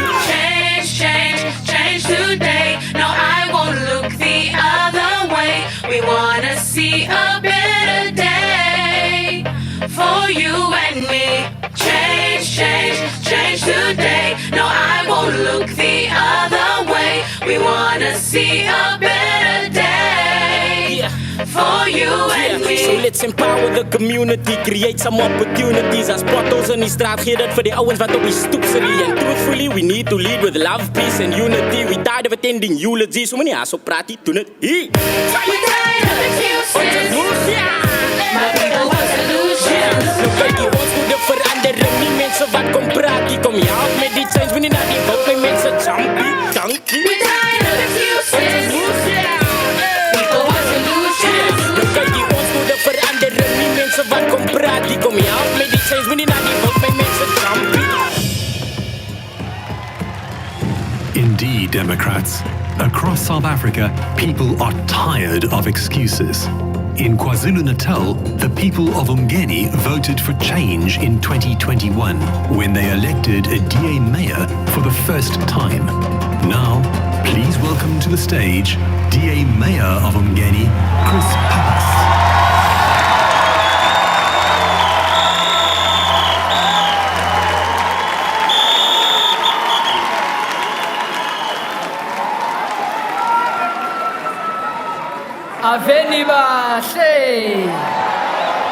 Good morning, Democrats. It's an absolute pleasure to be standing here in front of you today at this beautiful Congress. Across South Africa, DA governments are bringing about change and making history. And like many municipalities, our municipality, Umgeni, was limping along with broken systems, plagued by corruption, mismanagement, and maladministration. Our municipality was on the brink of collapse, with corruption, unaccounted for money, and service delivery at an all-time low. The ANC had failed the people of Umgeni. But people were looking for hope. The journey to win Umgeni started 18 years ago under the leadership of Greg Crumbrock. And in 2021, we made history in KwaZulu-Natal when we won the first municipality by just 42 votes. 42 votes. We created history, driven by our motto that we are doing this for sacrifice and not status. We took the reins of power and immediately got to work. We started by conducting a thorough audit of the finances, assets, skills, and capacity of the municipality to deliver. We found millions of rands misspent, severe price gouging, non-existent human resources, policies that didn't exist, and no leadership and direction. It was up to us, the 13-man DA caucus, my team, who I'm very proud of, and the broader DA family in KwaZulu-Natal and leadership, to bring our municipality out of darkness. From day one, we set the marching orders for our institution. We sent a clear message of zero corruption. We put in place stringent measures to ensure value for money spending, and that becomes institutionalized by establishing the Municipal Public Accounts Committee, by recapacitating our audit committee, and ensuring that this became a thing that people knew that we were serious about. Based on DA best practice and drawing from municipalities like Stellenbosch and Drakenstein, Midvaal, and many more, we adopted policies to support our activities. We've been creating a culture of transparency and accountability by doing practical things, such as opening up the tender process to the public and randomizing the temporary selection of employees. South Africans are hungry for a government that can get the basics right. And in the last 15 months, we've achieved some of the following, amongst others. We've spent 24 million rand on specialized equipment like TLBs and tipper trucks, rollers and excavators. We've increased the number of people who have access to free basic services from 133 to over 3,000. We've doubled our roads budget from 11 million to 24 million. We've established a municipal traffic department for the very first time. We've completed 6 million rands worth of projects that were left unfunded and decaying by the ANC. We've installed 400 LED streetlights, installed solar lighting in informal settlements, increased waste collection to rural areas, have load-shedding proof traffic lights, and many, many more. But importantly, the Auditor General gave us a vote of confidence, and we improved our municipal audit outcome from qualified to unqualified. Through hard work and dedication, we are turning the Umgeni local municipality around. 27 years of destruction, policies, and cadre deployment are being painstakingly undone. We are rebuilding our communities. We are determined to show that the DA difference is something real, and that the DA keeps to its promises, and that we get things done. There is hope for our cities, towns, villages, across the whole of South Africa. And in each and every corner of our country, we must continue to build a strong DA that can deliver a better future. Lena le South Africa fanele siqhubeke saka i-DA ezokwakha ikusasa engcono. Amakwala ayaqhaqhazela. We are building and we are going to deliver a better future for all. Thank you so much.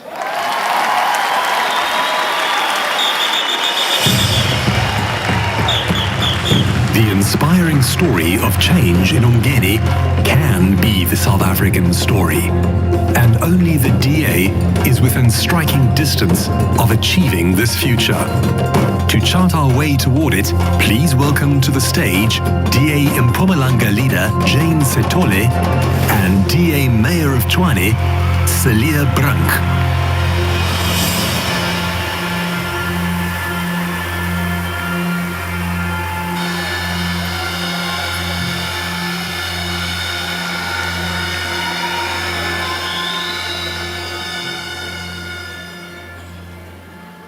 Good morning, Congress. So I recently got a job in the capital city, and my team and I will certainly be drawing inspiration from the remarkable turnaround that has been achieved in Umgeni. In municipalities across South Africa, in diverse places over the past quarter century, the DA has got down to business and governed well. It has been a story of delivery to the people for upliftment, benefit and progress for all of the people. And it has been a story of clean, effective, frugal governance. These aren't just our claims, they encompass independent recognition and evaluation time and time again. Because we as a party are dedicated and committed to the South African people.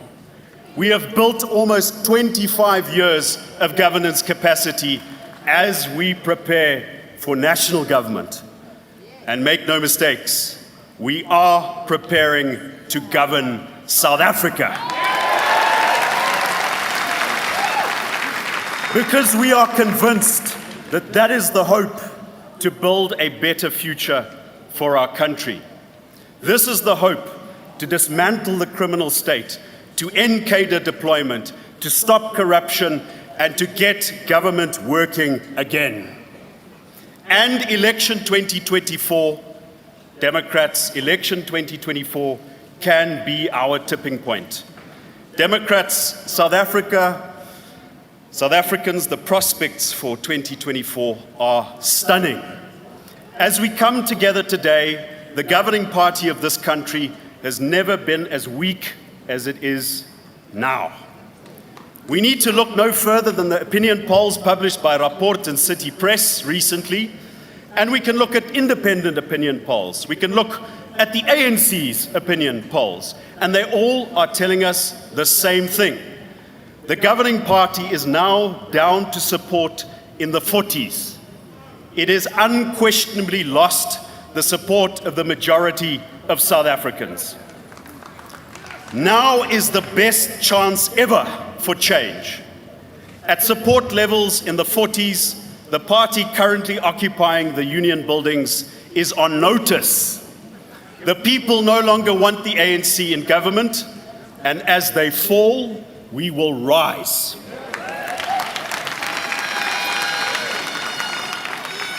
At our highest support levels ever, only the DA is within striking distance of the ANC. The gap gets down to the single digits. We are within striking distance, and this is what it looks like. A gap between the DA and the ANC, frequently polled under 10%. Under 10%. This race has never been closer. In election 2024, it is the DA and only the DA that can bring the ANC under 50% and form a new government.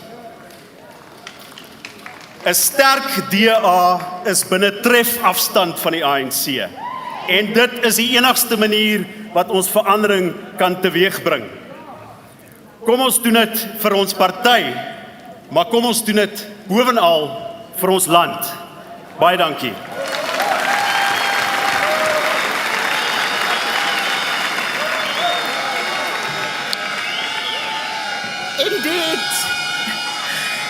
Indeed, Democrats, indeed.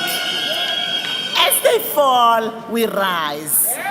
The strong DA is making inroads and progress across South Africa, closing the gap year after year, election after election, and by-election after by-election.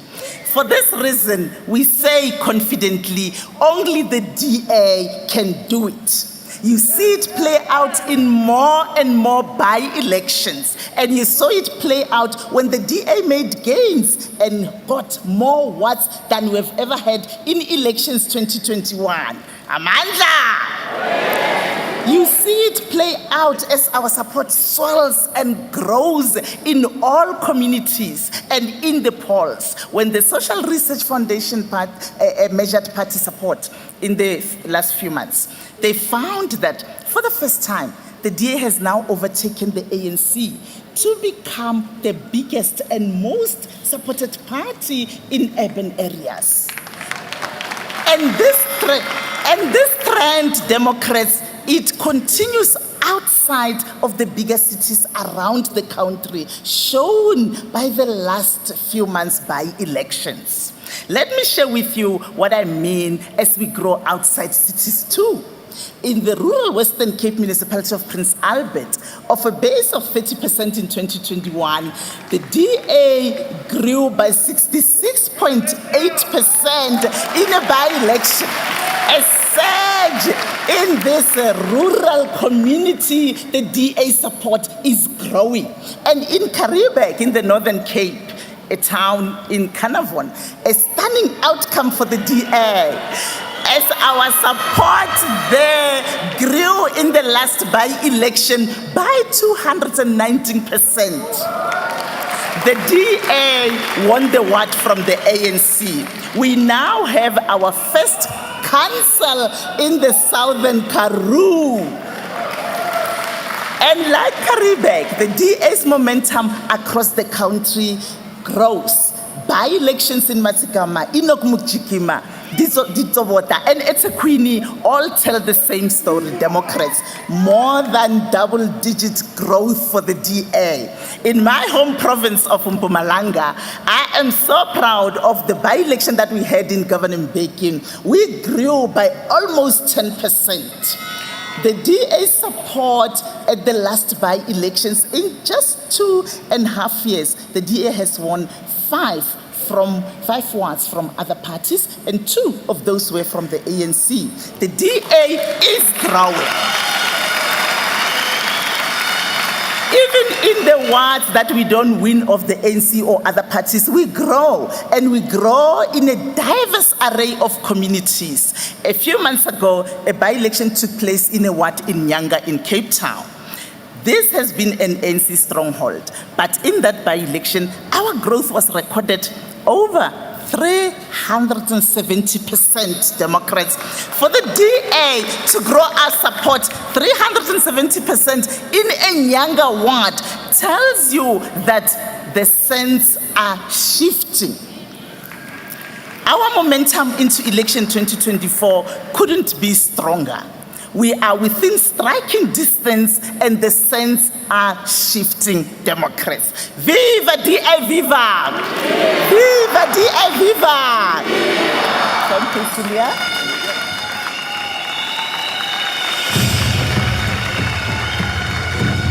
It is clear that only the DA is within striking distance of unseating the ANC in 2024. South Africa will be a much better place under the Democratic Alliance. To lay out the DA's plan, please welcome to the stage DA Gauteng leader Solly Msamanga and DA Eastern Cape chairperson Yusuf Kassim.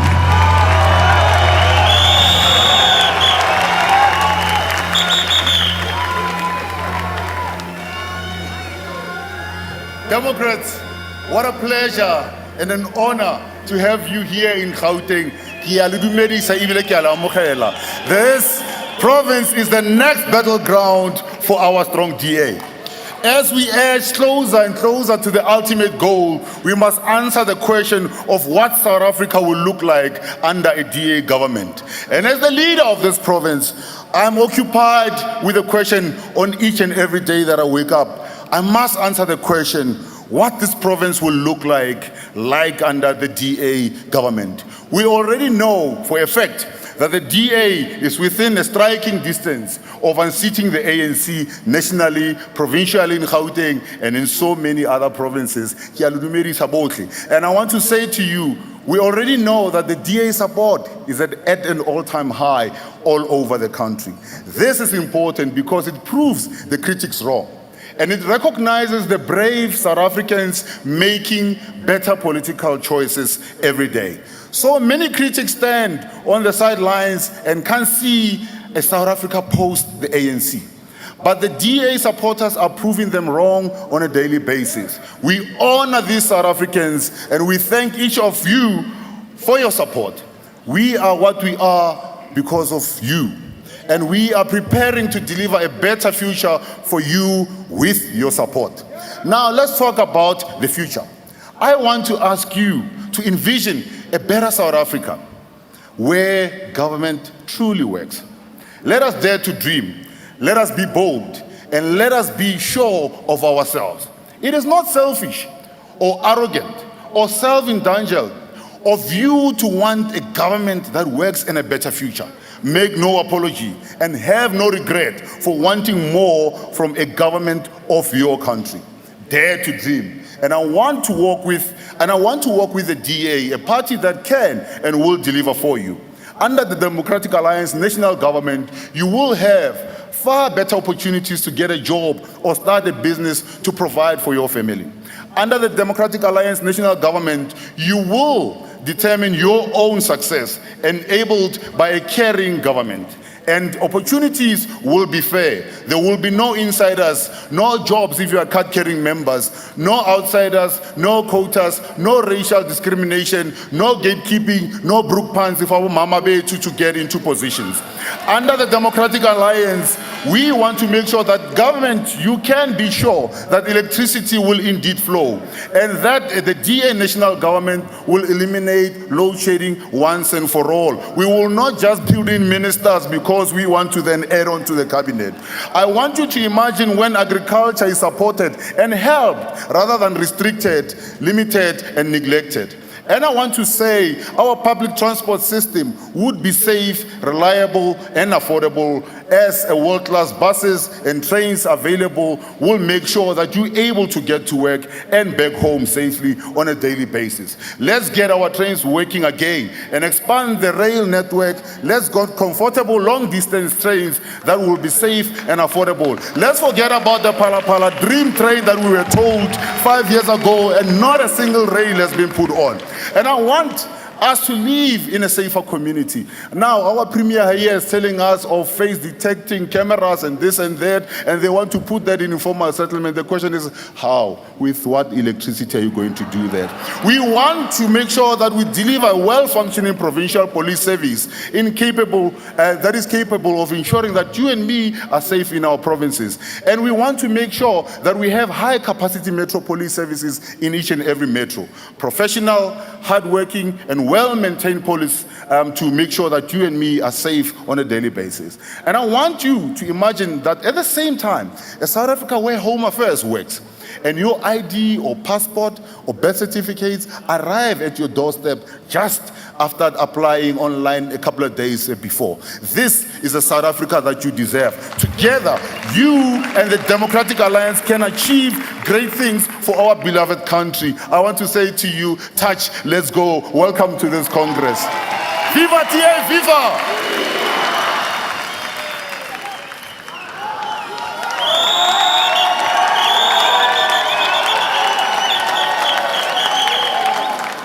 My fellow Democrats, as the provincial chairperson of the Democratic Alliance in the Eastern Cape Province, I can tell you with experience and with excruciating detail what a failed state looks like and the impact this has on the people in our province.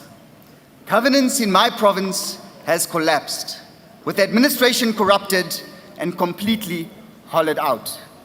But as my colleagues have so compellingly presented today, the most realistic chance that South Africa has to change course from a failed state to a better future is by placing your faith in the party that is gathered in this room today. No other party comes close. We are bigger than the next 6 parties combined. I want to expand on the picture that Solly has painted of a South Africa that works under the DA. You best believe that we are determined to create a South Africa where prosperity and happiness are not just possible, but attainable for all. Where violence and suffering are not our inevitable fate, but where we all live peaceful lives made possible by government funds actually training and managing our law enforcement properly. A future where the vulnerable are not neglected or exploited, but supported by a safety net that helps them improve their lives. A future where my daughters, Ruqayya, Zainab, Sarah, and Hannah, can be themselves, develop themselves, and pursue their dreams.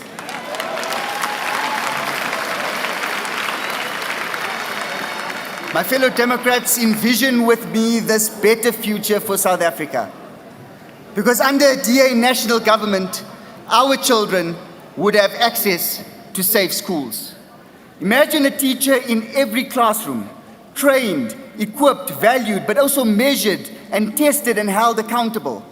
Imagine no more broken classrooms, no more pit toilets.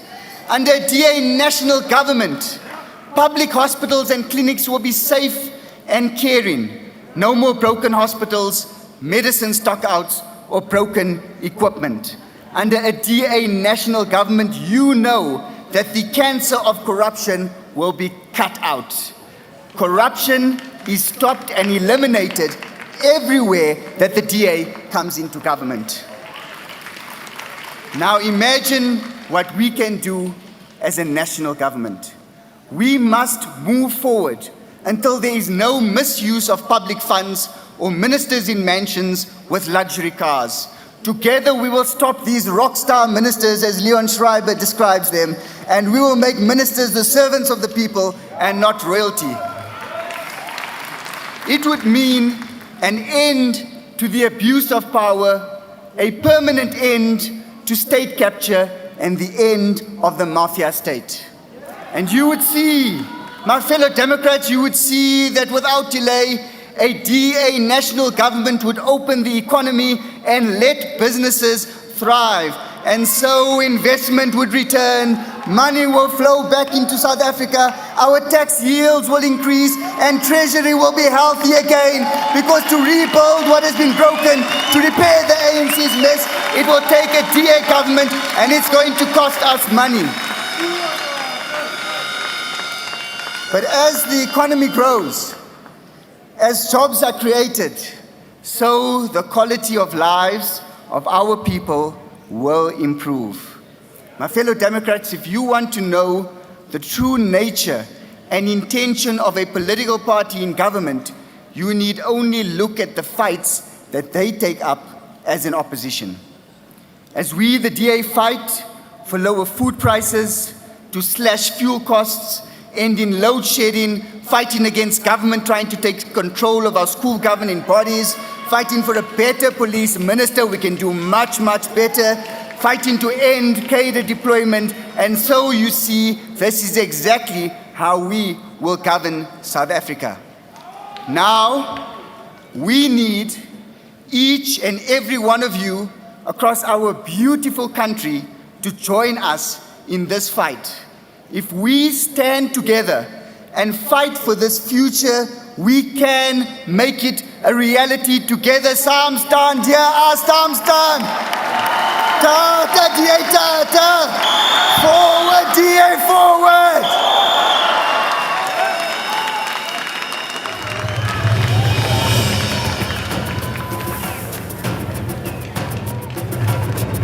The Democratic Alliance works tirelessly to ensure that South Africa's best days are ahead of us. And we believe that our moment for change is coming. Fellow South Africans, we want to invite you to join us in our mission to protect freedom, to overcome poverty, and build a safe South Africa for all. Join the team that is building a better future. We invite you to apply to stand for election as a DA Member of Parliament or a member of your provincial legislature in election 2024. If you have what it takes to serve South Africa at the highest level of government with passion, integrity, and an undying commitment, apply. If you have a special public service skill, legislative competence, and unique governance knowledge, and you align yourself with the DA's values, principles, and policies, apply. Fill in your application at apply.voteda.org. That is apply.voteda.org. Applications open on the 11th of April. We are the only political party that seeks out the best of the best to serve South Africans in Parliament and in our legislatures.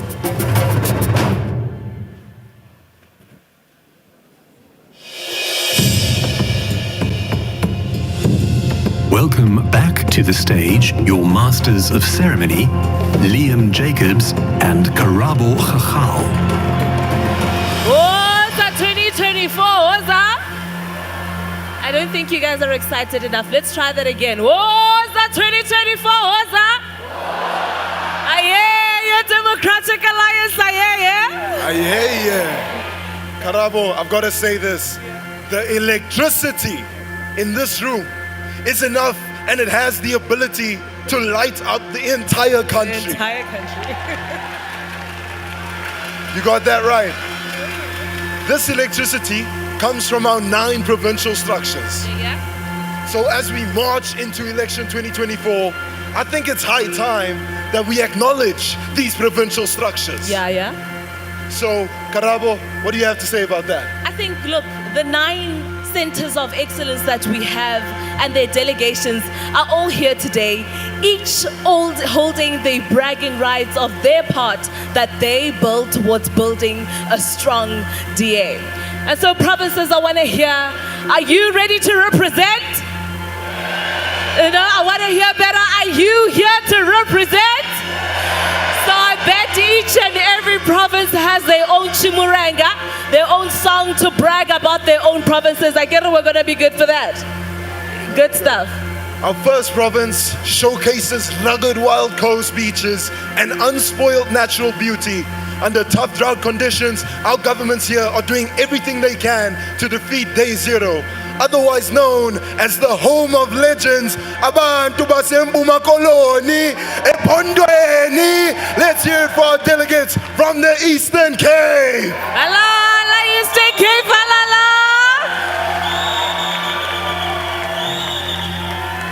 And blessed with the Gerriep Dam, Clarence and sprawling farmlands, our next province is home to our nation's judicial capital, and we stop at nothing to follow the rule of law there. So let's hear it to my home province, the Fatala Bokhono le Batata Bolo, alala, Freistata, alala. Oi, Freistat, hot Freistat. Our next province might be small in size, it might be very small in size, but it's home to a quarter of our nation's population, 15.8 million people. It is the place of gold, and in this next election, it is up for grabs and ours for the taking. Let's hear it for our delegates from Gauteng. Hello, Gauteng. Democrats, our next province is home to more than 11 million people. From the Indian Ocean to the Drakensberg Mountains, it boasts the beautiful kingdom of KwaZulu-Natal.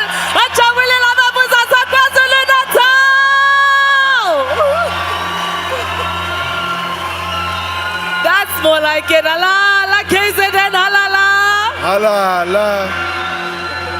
Our northernmost province is certainly something to behold. From baobabs and untouched bushveld to rich farmland and beautiful people. Let's hear it for our delegates from Limpopo. Halala, Limpopo, halala. Halala. And now, Democrats, to see the sun rise over the Blythe River Canaan or through tall grass in the Kruger National Park is something very special. So, Pumalaga Relachani, Pumalaga Lachani. Yeah, you're here. Hala, Pumalaga, yeah. Yeah. Next up, Next up, we have South Africa's largest province, famous for spring flowers, hartsmense and diamonds. It is a force to be reckoned with. Die provinsie is mooi, die mense is mooi, die alles is mooi, man die mooi is so volop soos wintersnot. Let's hear it for our delegates from the Northern Cape. Oi, oi, Northern Cape, oi, oi.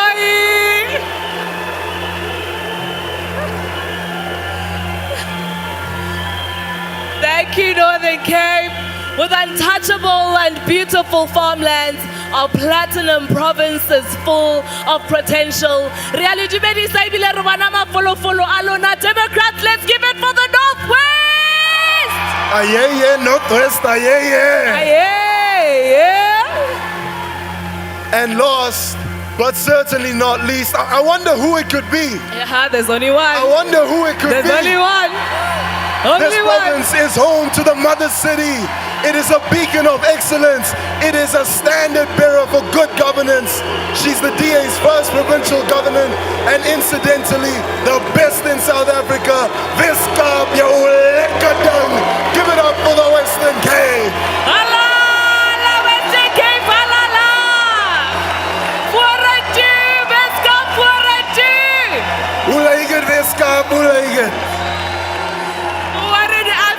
Exhilarating atmosphere. I am happy and proud to be a member of this party and to be in this room here today. So thank you, all of you. Now, ladies and gentlemen, we now ask that we all please rise as we sing our national anthem.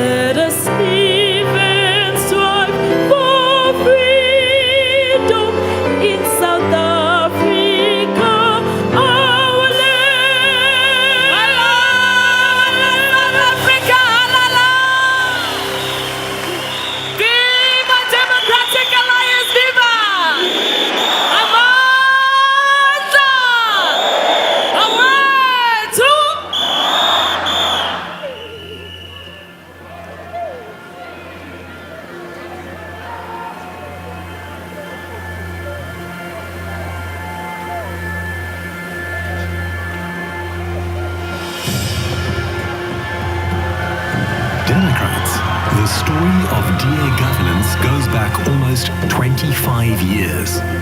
The first DA government was right here in Gauteng, And with an outright DA majority, it showed South Africa what a true blue government can do.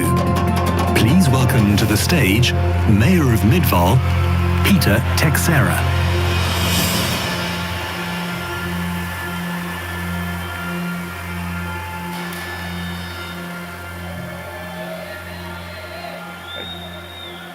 Phambili DA phambili.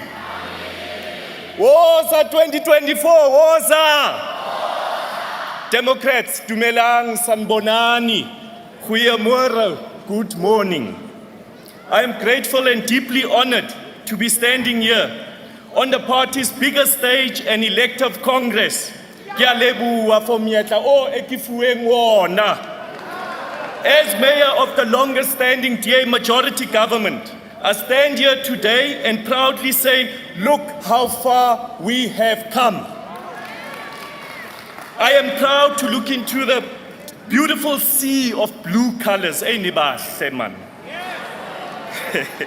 see diverse South Africans from every province at our biggest federal Congress ever. For over 22 years now, the DA has governed in Midvaal with an outright majority,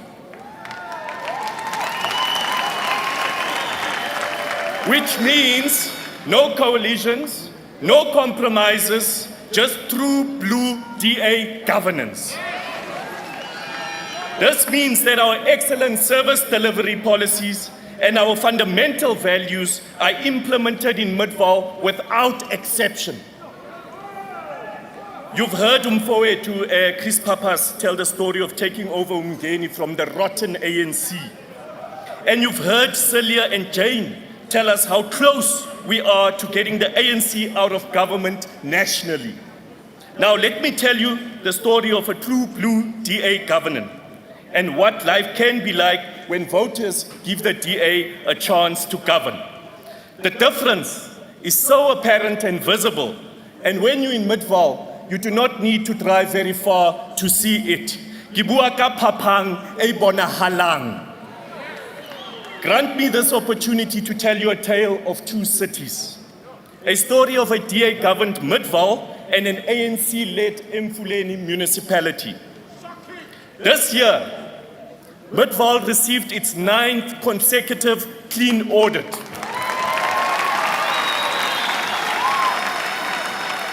And the ANC-led Emfuleni municipality received a qualified audit. Ratings Africa recently announced Midvaal as the most financially sustainable municipality in the country. Whilst Midvaal local municipality pays its creditors and specifically Eskom and Rand Water on time and without fail, Emfuleni owes Eskom over 5.3 billion rand. And Rand Water over 1.4 billion rand. The embattled and strained and cash-strapped Emfuleni local municipality struggles to pay salaries of its own employees. While the DA-led government in Midvaal was procuring a new fleet of 14 brand new vehicles to improve service delivery, Emfuleni's municipal vehicles were being seized to help pay Eskom's debt. In the DA government, governed Midvaal, we are getting the basics right. We are getting things done. When our residents open their taps, whether in the town or township, clean water comes out. When our Midvaal residents flush their toilets, the waste flows through a functioning sewer system and not through their kitchen sink or the streets. Midvaal residents drive on smooth surfaced roads and potholes are quickly attended to. Refuse removal occurs across all wards without fail. Come Christmas or New Year's, we will collect your waste. Municipal parks and public spaces are clean and well maintained for our community to use. And the very best thermal heat drone and camera technologies have now been added in Midvaal as part of our community safety plan, which has significantly cut down on crime, especially stock theft out in our farming communities. This is a true committed blue DA government. We have invested a significant amount into the bulk infrastructure development to meet the needs of our community and the growth of Midvaal. This investment will unlock Midvaal's economy potential by attracting investments and creating jobs for all of our people. This will significantly mitigate our current unemployment rate, which is currently standing at 17.8%, which is amongst the lowest in the country. Democrats, the fact of the matter is that 2 children born on the same day in April 1993, one in Midvaal and another in an ANC-led Emfuleni, have very different ideas of what a democratic government can do for its people. For the one born in Emfuleni, democracy means a few politically connected enriching themselves and no service delivery. For another born in Midvaal, democracy means development, opportunities, and freedom. It means daring to dream in the knowledge that regardless of the color of their skin or who their parents are, they have a fair chance of becoming whatever they want to become. Democrats, I am a proud husband and father of 3 children who represent the potential of South Africa's future. It hurts me deeply that nearly 30 years after we gained our freedom, there are still children who cannot access education, opportunities, or even be safe in their communities. I want my children and your children to thrive, succeed, and get opportunities every parent wants for their children. I want all South Africans to experience the DA difference that so many of our residents in Midvaal experience on a daily basis. Democrats, a true blue DA government that gets down to work. A government that budgets for progress and delivery. A government that is transparent and accountable. The successes we see in Midvaal are greatly attributed to a strong DA majority. We care, we function at full steam, and we deliver.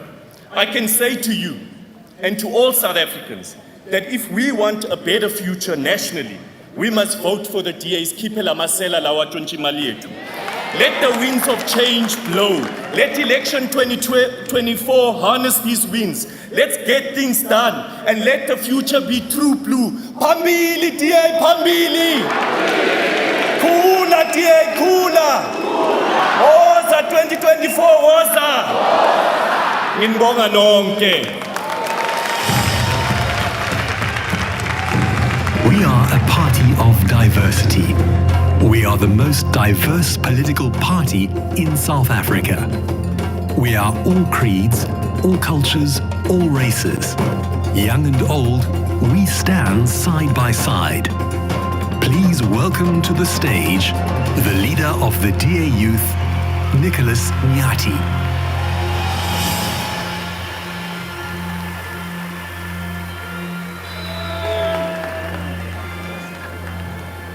Democrats, delegates at Federal Congress, and all South Africans watching us on television today. I'm going to make an unequivocal statement that this whole crowd will recognize immediately. In 2024, we are in it to win it. I want us to all say it. In 2024, we are in it to win it. Old, young, urban, rural, big town, small town. The DA is in it to win it in your community and South Africa as a whole. But that can only be achieved, Democrats, if we understand that we do not have time. The clock is ticking for South Africa. Why does our country suffer the highest national youth unemployment rate? Why do 43.4% of our youth have no hope of a job? Why must South Africans of all communities accept the fact that South Africa experiences 80 murders and 135 rapes each and every single day? Why should we accept the mafia state which the ANC is building? This Congress, this one, is our line in the sand moment. Here today, the Democratic Alliance is drawing a line in the sand on the failures of the ANC that can no longer define our future. We are drawing a line in the sand on a national government that has been defined by looters, thieves, and crooks, and that must be a thing of the past. Let us all draw the line in the sand and commit to what comes next, because the future is very bright under the Democratic Alliance. This Congress will shape what South Africa will look like under a DA-led national government. This Congress will give the new leadership a mandate on what type of South Africa we want to see. Our Congress slogan is very simple: a strong DA to build a better future. This means that we pledge to you, South Africans, that a strong DA can create opportunities. A strong DA can create more jobs, and a strong DA will create growth for this beautiful country. We pledge to you that we are in it to win it, because a strong DA can make South Africa safer, where my mother, my little brother, my little sister, my grandfather can walk freely on the streets without a fear of getting mugged, raped, or killed. Only a strong DA can build a quality education system for all, like you already see in the Western Cape, where the DA is governing outright, like you already see in the city of Cape Town, where the DA is getting things done. In the DA, we do not care whether the cat is white or the cat is black, as long as it catches the mice.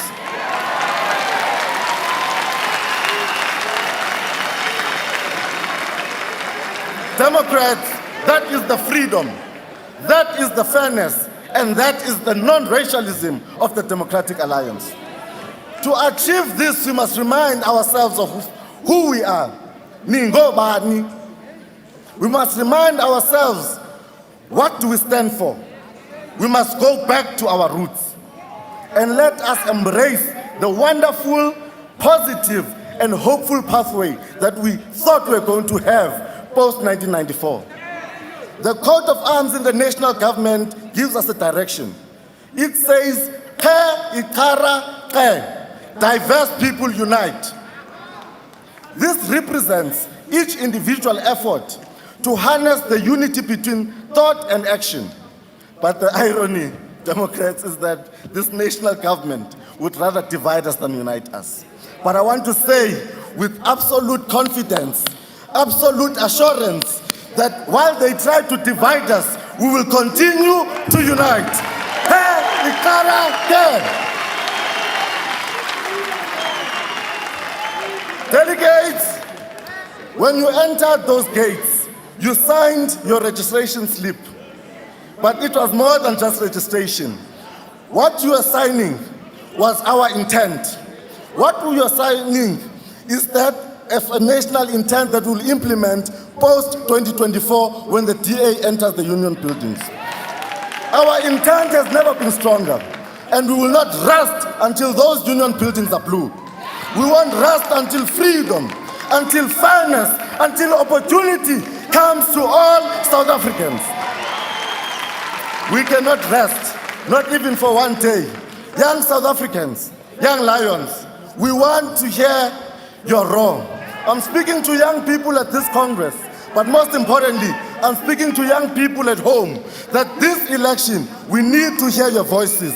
We must hear your voices. We must hear your roar in the ballot boxes.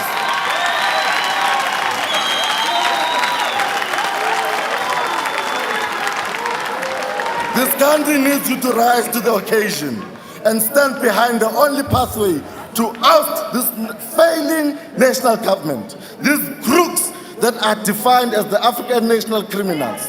It is your future, young people, and it is time that you take control. And to the older generation, the country needs you once more. Once you oversaw the transition to freedom, now again you are called on to vote for a new freedom. Because we, the DA, is in it to win it. And every South African from any village, any urban area is invited to join and win with us. The numbers show that only the DA can. It is time for you to take up your power. It's time for a better future. Join us, South Africa. Let us all win together. Join us, South Africa, and we do not have time. Sakusele kancane. Sakusele kancane. Sakusele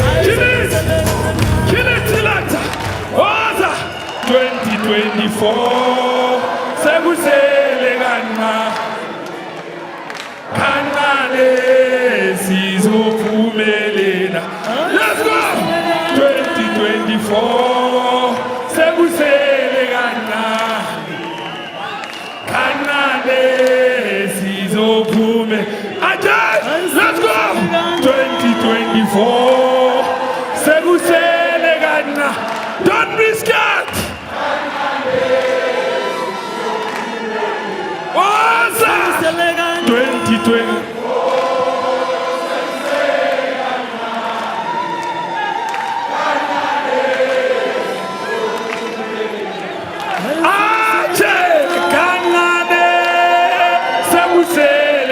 2020. Kanane 2024, let's go 2024.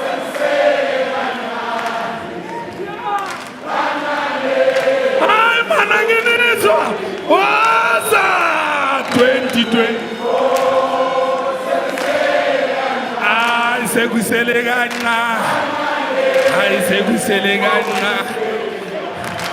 Tango va fête c'est avant. Viva Dieu, viva! Viva! Hey.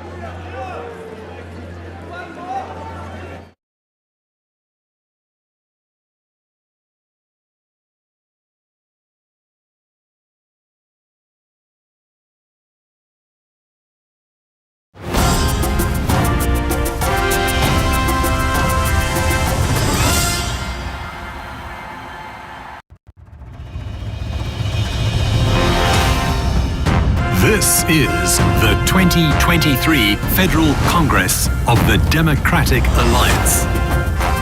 Only a strong DA can uphold the values of freedom, fairness, opportunity, and diversity. A strong DA to build a better future. Welcome to the Democratic Alliance's Federal Congress.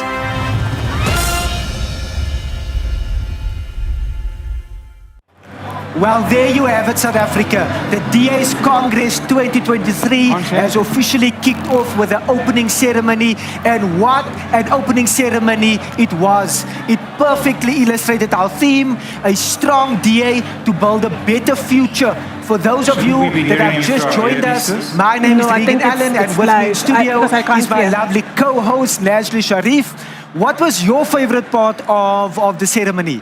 Regan, my favorite part, I love music. So it was jollying and dancing, getting down to the amazing musicians. What an opening ceremony. I couldn't agree more, Regan. And the speeches, so inspiring to see how the DA gets things done. For those of you at home, share your thoughts with us. Make sure to use the hashtag DA Congress 2023 when you comment and share this broadcast. We are now welcomed in studio by Greg Krambok, who is the presiding officer at Congress 2023, and our two deputy presiding officers, Bridget Masango, as well as Dr. Mimi Gondwe. If I can jump in straight away, Dr. Ivan Meyer served notice on the ANC. The Congress is opened. Bridget, your reaction? This has to be the most awesome and the most extraordinary Congress as the Democratic Alliance that we've had, and I believe that it is superseded and it's over expected the spirit, the excitement. It is unbelievable. It's extraordinary. I have never experienced anything like this, but to be part of it, it makes it even more, that much of an emotional even experience. I can show South Africans that what we are doing this weekend is going to make South Africa never to be the same again. Thanks. Great reaction. Well, yeah, I mean, the opening ceremony just blew my mind away. It started when the provincial delegations started to arrive in their teams, walking up the ramp in Northern Cape and Western Cape singing, and just the exuberance and anticipation of the delegates is something I haven't seen for at least 30 years. And the in memoriam and the way that people respectfully paid tribute to the fallen heroes and heroines of our party, the vibe with the provincial inserts into the program, and the sense of camaraderie and unity is quite magnificent at this Congress. I think it's going to be pretty unforgettable, that opening ceremony. Yes! Absolutely. And Nancy, like you, I love the music. So seeing Kat Darren, Lloyd Tele, Vicky Sampson, oh my word, I had goosebumps. Yeah. It was such an amazing opening ceremony. It invokes so much emotions in me, emotions. I was proud to be South African, really feeling hopeful about the country. We're experiencing so many challenges right now, but it gave me so much hope, and I just felt part of a family, proud to be part of the DA, and like my presiding officers have said, this is a weekend that I think we'll all will never forget, and South Africa will never forget. It was just out of this world.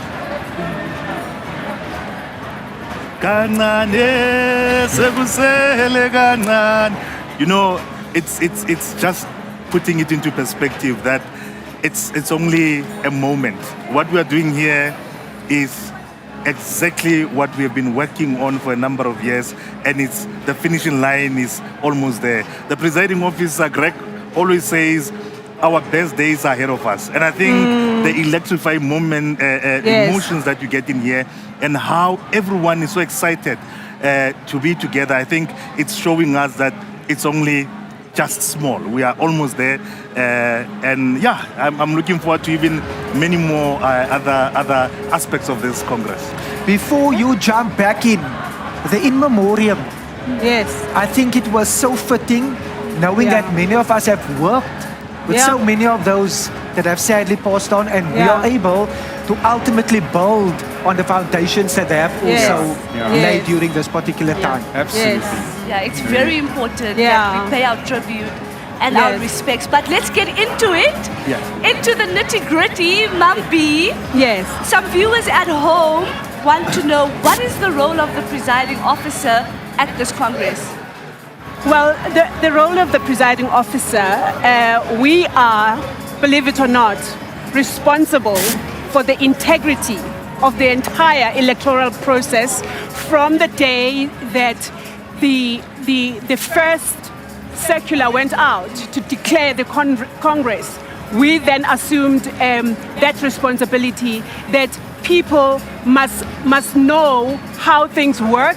We were given a responsibility to make sure that at the end of the day, this Congress is free, it's fair, and it has integrity, and that each and every one of the delegates know that there are presiding officers that are looking after their interests, that whatever concern they have, they can bring them to the to the presiding officers. We today, for example, we were responsible to ensure that the Congress is correct, that people know that as they are sitting here, we have ticked all the boxes, we have dotted all the I's, and we've crossed all the T's. And that is, for me, what is true to the DA tradition and true to the DA culture, that we do things according to what needs to be done. And I'm very excited for being the presiding officer for the 2023 Congress.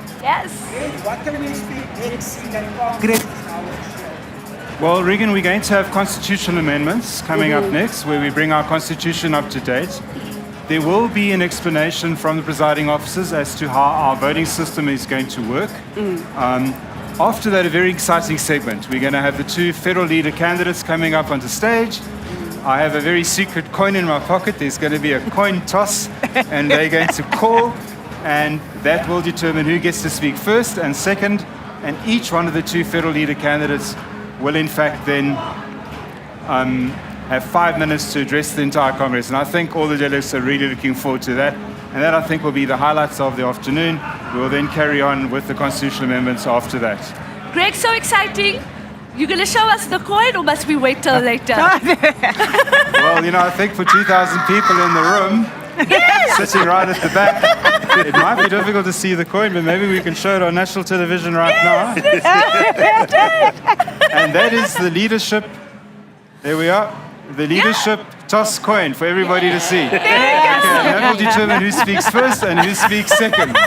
We'll frame it afterwards and commemorate it, Naz. Yes, please. Yes, please. With your signature at the bottom of it, of course.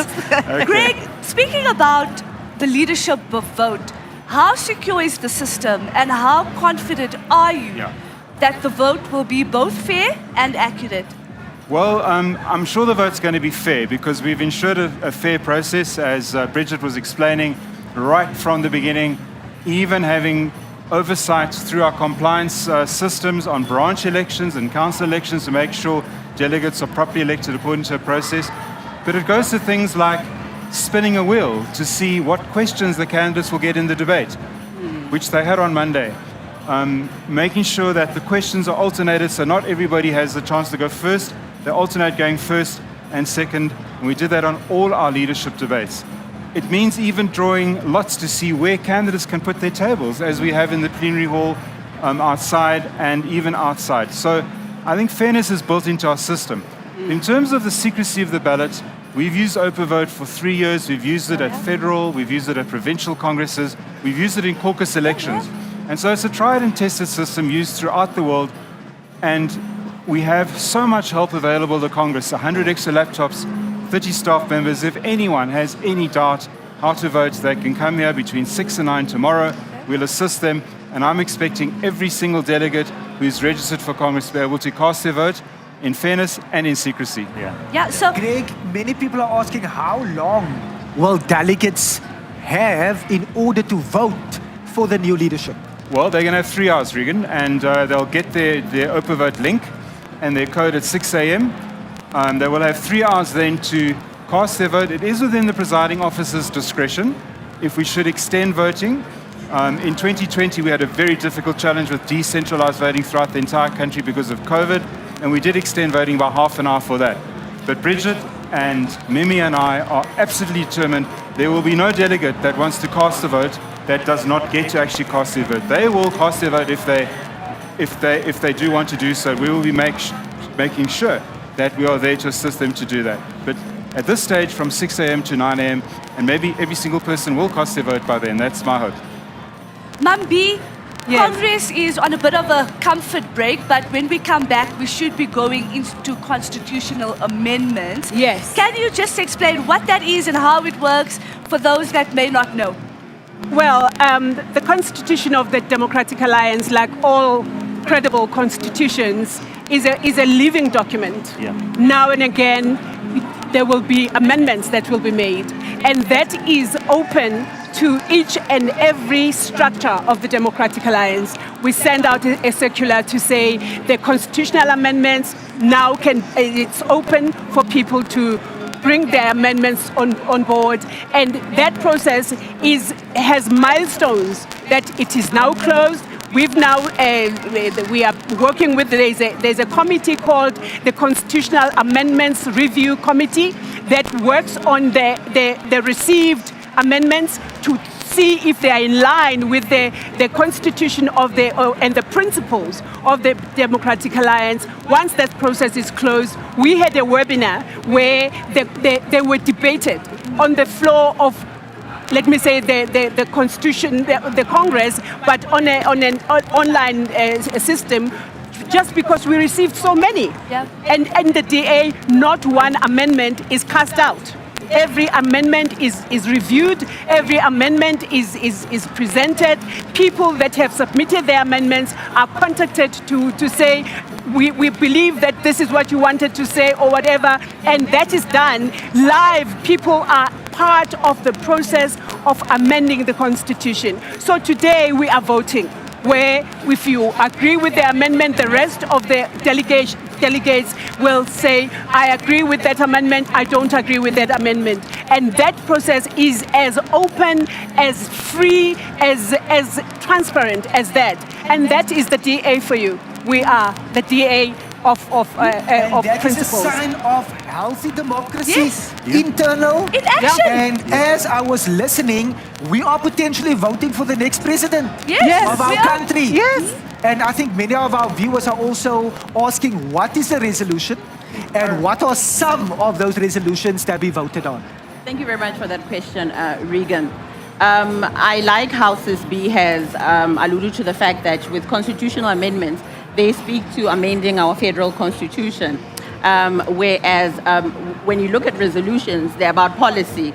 So it gives delegates a chance to actually consider and vote on, our policy agenda and the types of policies we want to formulate and articulate. And we don't always start from scratch, so some of the resolutions actually add on and build on to existing policies.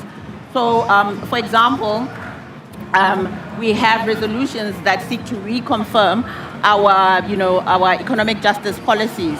And then we also have a resolution that seeks to reinforce the independence of the Reserve Bank, and some speak to land rights, land ownership and that type of thing.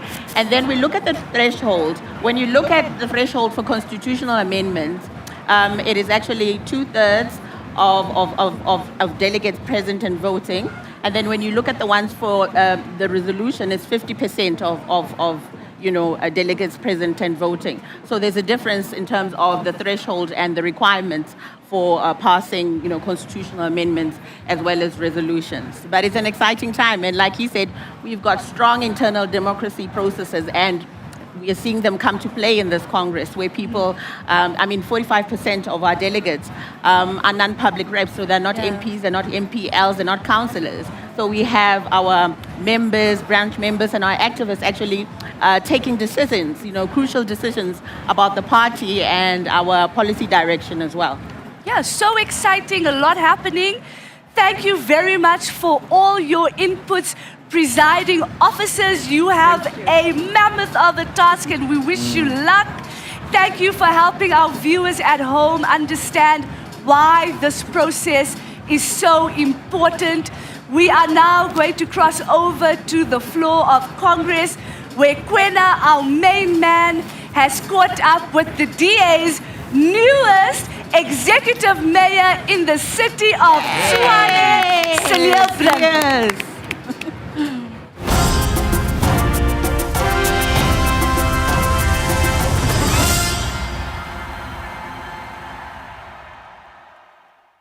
Thank you, Naz and Regan. I'm here on the Congress floor, and I must tell you, it has been a buzz since the opening ceremony. Hearing 2,000 delegates singing the national anthem was absolutely magical. But I have a special guest here, the man of the hour, the newly elected executive mayor of the city of Tshwane, Celia Brink. Celia, before we jump into it, how does it feel to be here today? Feels wonderful. I can feel the energy. The message is clear that we need a stronger DA in order to save this country. It's only the DA that can make the difference. And as the second biggest party in this country, we have men and women from across the country, and it's amazing, and it's great to see so many familiar faces, and indeed it is pumping. Wow. Now, Celia, you were recently elected as the executive mayor of our capital city. How has it been so far? It's been very difficult in terms of we have to meet with all of the officials, we have to get on top of the issues. We've got a massive challenge in Tshwane, as you know, Kwena, in terms of getting control of the finances, restoring some of the controls that have broken down, making a success of an extremely difficult coalition. So I won't lie, it's going to be a tough job, but I am really amped, and it's a massive privilege to be leading the capital city and to be able to keep our promise to the voters to build a capital city that works and one that works for all of the people. Now, tell me, Celia, what does your election mean for the residents of Tshwane? It means that we are going to be honest with the people about what is wrong in Tshwane. If we discover something that's not right, we will declare it, we will disclose it to the public, we'll tell them exactly what we're going to do about it. We also have to obviously work really hard to hold the coalition together. Now, coalitions are difficult. You've got several different parties there, but I feel that we have a unity of purpose in the Tshwane coalition. We have to make it work, because if we don't get a few important things right, Kwena, we will not be able to sustain excellent service delivery, and we won't be able to keep that promise. So hard work, blood, sweat, tears and toil, but we will not abandon the people of Tshwane. We'll keep on fighting to keep that promise of ours. Wow. So there are 2,000 delegates here today at Congress. What is the impact of this event on the municipalities where we govern? So the DA will be discussing important policy issues, and what we decide here is going to feed into the future of many of the governments that run this country. We have to build an alternative platform. We have to be different to the ANC. If we're not different, we're not useful. And so the debates that are going on here, the policy that will be developed, will be crucial on delivering the change needed by South Africa. Thanks. Now, lastly, the DA has been at the forefront of the fight for mother tongue education. What can you tell us about what's been going on? So, as ek mag, Kwena, sal ek my moedertaal wil praat om te sê dat dit 'n baie belangrike geveg is vir die DA om te wen. En natuurlik is ons skademinister oor openbare administrasie, Leon Schreiber, die kampioen, en onlangs het ons 'n MRK saak gewen by Stellenbosch, waar ons opgestaan het teen die beleid van slegs Engels. En dit was 'n baie belangrike oorwinning vir ons, en nou moet daar 'n verandering kom in die bestuur van Stellenbosch Universiteit. Now, Celia, we know the issues that have existed in Tshwane as a result of the DA not having an outright majority. What would your message be to the residents of South Africa in the run-up to the 2024 elections? So in Tshwane, we've got the ingredients to make a success of a coalition. The most important, we have a majority in council, and we now have a unity of purpose. So if there is one coalition that will work, it's the one in the capital city. And Kwena, we've got a special responsibility to make a success of that coalition, to show people that we voted for change and we can actually deliver change. So the circumstances are difficult, as you know, Kwena, in Tshwane. We've had a negative audit outcome. We're still dealing with a legacy of unlawful administration in the city. Quite frankly, there are many deployed cadres still in that city who are not on board with our program of change. But we are determined, we will not abandon the people of Tshwane. And in fact, if we can make the capital city work, we can make South Africa work. Now, you're 100% correct. We need to get the capital city up and running. In your first 100 days in office, what are some of the challenges that you wanna take on? So we got to be clear with the people of Tshwane what is going on in the finances. Anything that has not been disclosed yet must be disclosed, because trust is the basis on which we will proceed.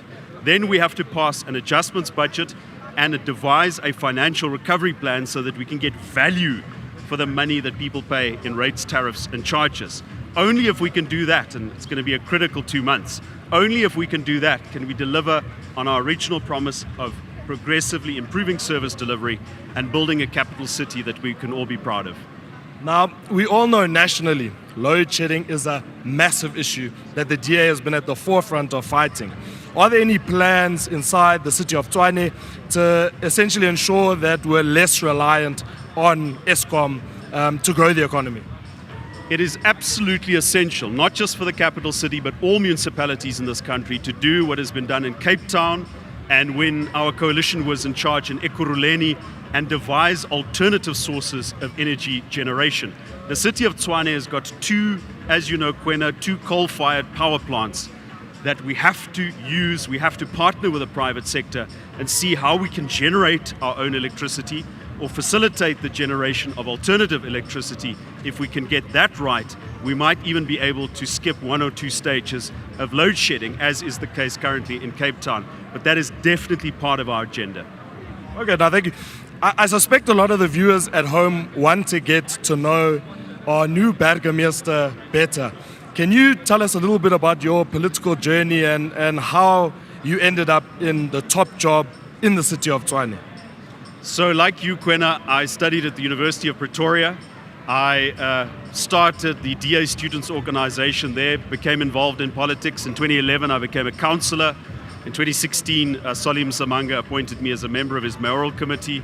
2019, I was elected to Parliament, where I served on the COGTA Portfolio Committee, which deals with local government. And now I am here. So I am young in years, but I've got some political experience, and the most of that has been in local government. And I really hope that I can use that, contribute towards a team, and achieve the turnaround in Tshwane that we've been able to do in many other places. Thank you, Celia. I'm going to let you go and take selfies with all of the delegates here that are so excited to see you taking up the top job in the city of Tshwane. Bye, Amoy. Nazli Regan, back to you in the studio. Bye, Duncan.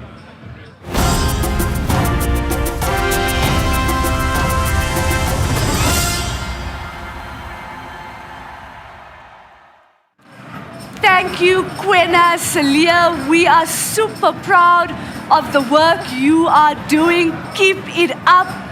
For those of you just joining us, you are watching the DA Federal Congress 2023 live from Jozi. Our theme is a strong DA to build a better future. You can join the conversation on social media by using the hashtag DA Congress 2023. We are now joined by our two lovely Congress MCs, Liam Jacobs, the leader of the DA Student Organization, and Karabo Gagau, the youngest DA Member of Parliament. Hoi hoi! Hoi hoi! I feel it, my friend. Yeah, brought the energy. It's here. It's right here. It's not an Eskom, it's here. It's right here. Karabo and Liam, welcome to the studio. First, tell us how amazing it was that you guys opened the Congress opening ceremony, and what did it feel like to be in front of over 2,000 delegates? I mean, Leon, you want to take first? Well, I'll take this. You know what? It was insane. the feeling. It filled me with so much excitement, so much electricity. It had me wanting to say dilly ding, dilly dong 29 different times. Like, I couldn't even count it. It feels electric. The atmosphere is what it's supposed to be. It feels good. It feels the greatest. And just to be on the precipice of history as we are right now, that's that electricity. That's where that's coming from. So it feels amazing. I'm excited, bursting out of these really tight seams, and it feels amazing. I'm having fun. It's amazing. Yeah, I mean, look, Liam is absolutely right. We keep pinching ourselves back in studio and back of stage every time because the energy is so amazing and it is so beautiful to see the diversity of our party united, all excited, rising to songs and chanting all together. And the fact that the fact that this Congress is our largest ever Congress in the history of the Democratic Alliance is something that we are absolutely proud of, and it's something that's very exciting. Yeah. Liam, earlier on, Carly was mentioning the importance of young people and young people participating in the electoral systems and what is happening next year. Your thoughts on young people actively participating? You know what? There's this meme, Regan. There's this meme. It's a crazy meme, and I don't know where it comes from. I really don't know where it comes from. But it's this thing that we say you have to hide your grandmother's ID when we go vote next year. You know what? That shouldn't be the case. Because young people make up a tremendous amount, such a huge amount of South Africa's population. And you know what that means? That means that young people have the ability to change the trajectory of South Africa.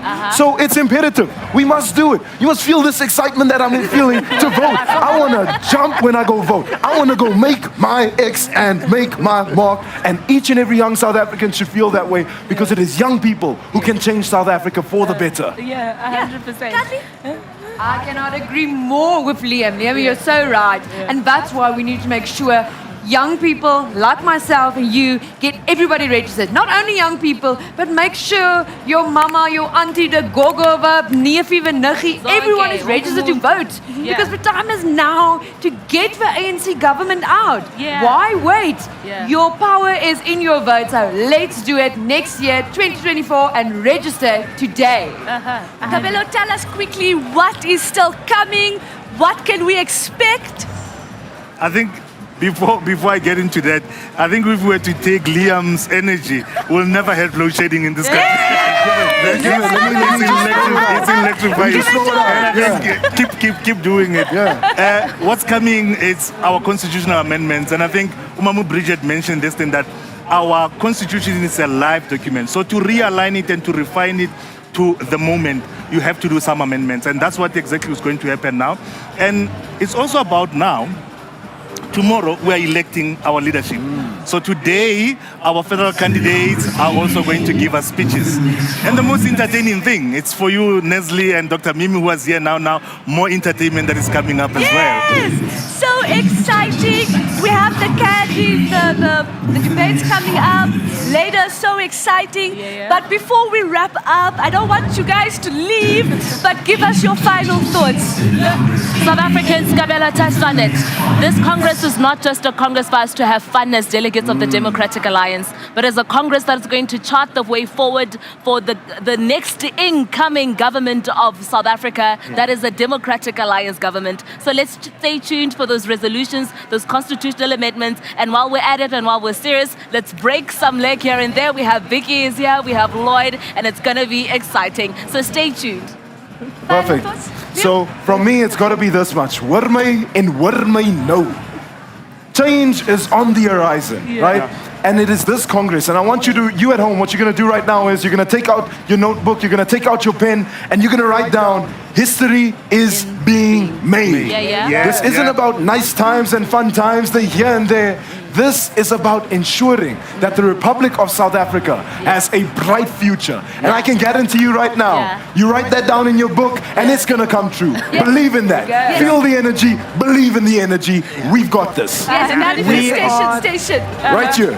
We are definitely feeling the energy and believing in the energy. Thank you so much, everyone. Wow, time really flew this morning. To our viewers, that's it from us for this morning. And we'll be back here, right here in studio at 1:30. That's right. As you've heard, There is more exciting Congress coverage still to come. Join us at 1:30 sharp, where we will unpack today's happenings as well as give you a sneak peek into what's in store for this weekend. Make sure to like and share our posts using the hashtag DA Congress 2023. Thanks again, and we will definitely see you later. Sharp and away. Deleting, delete on.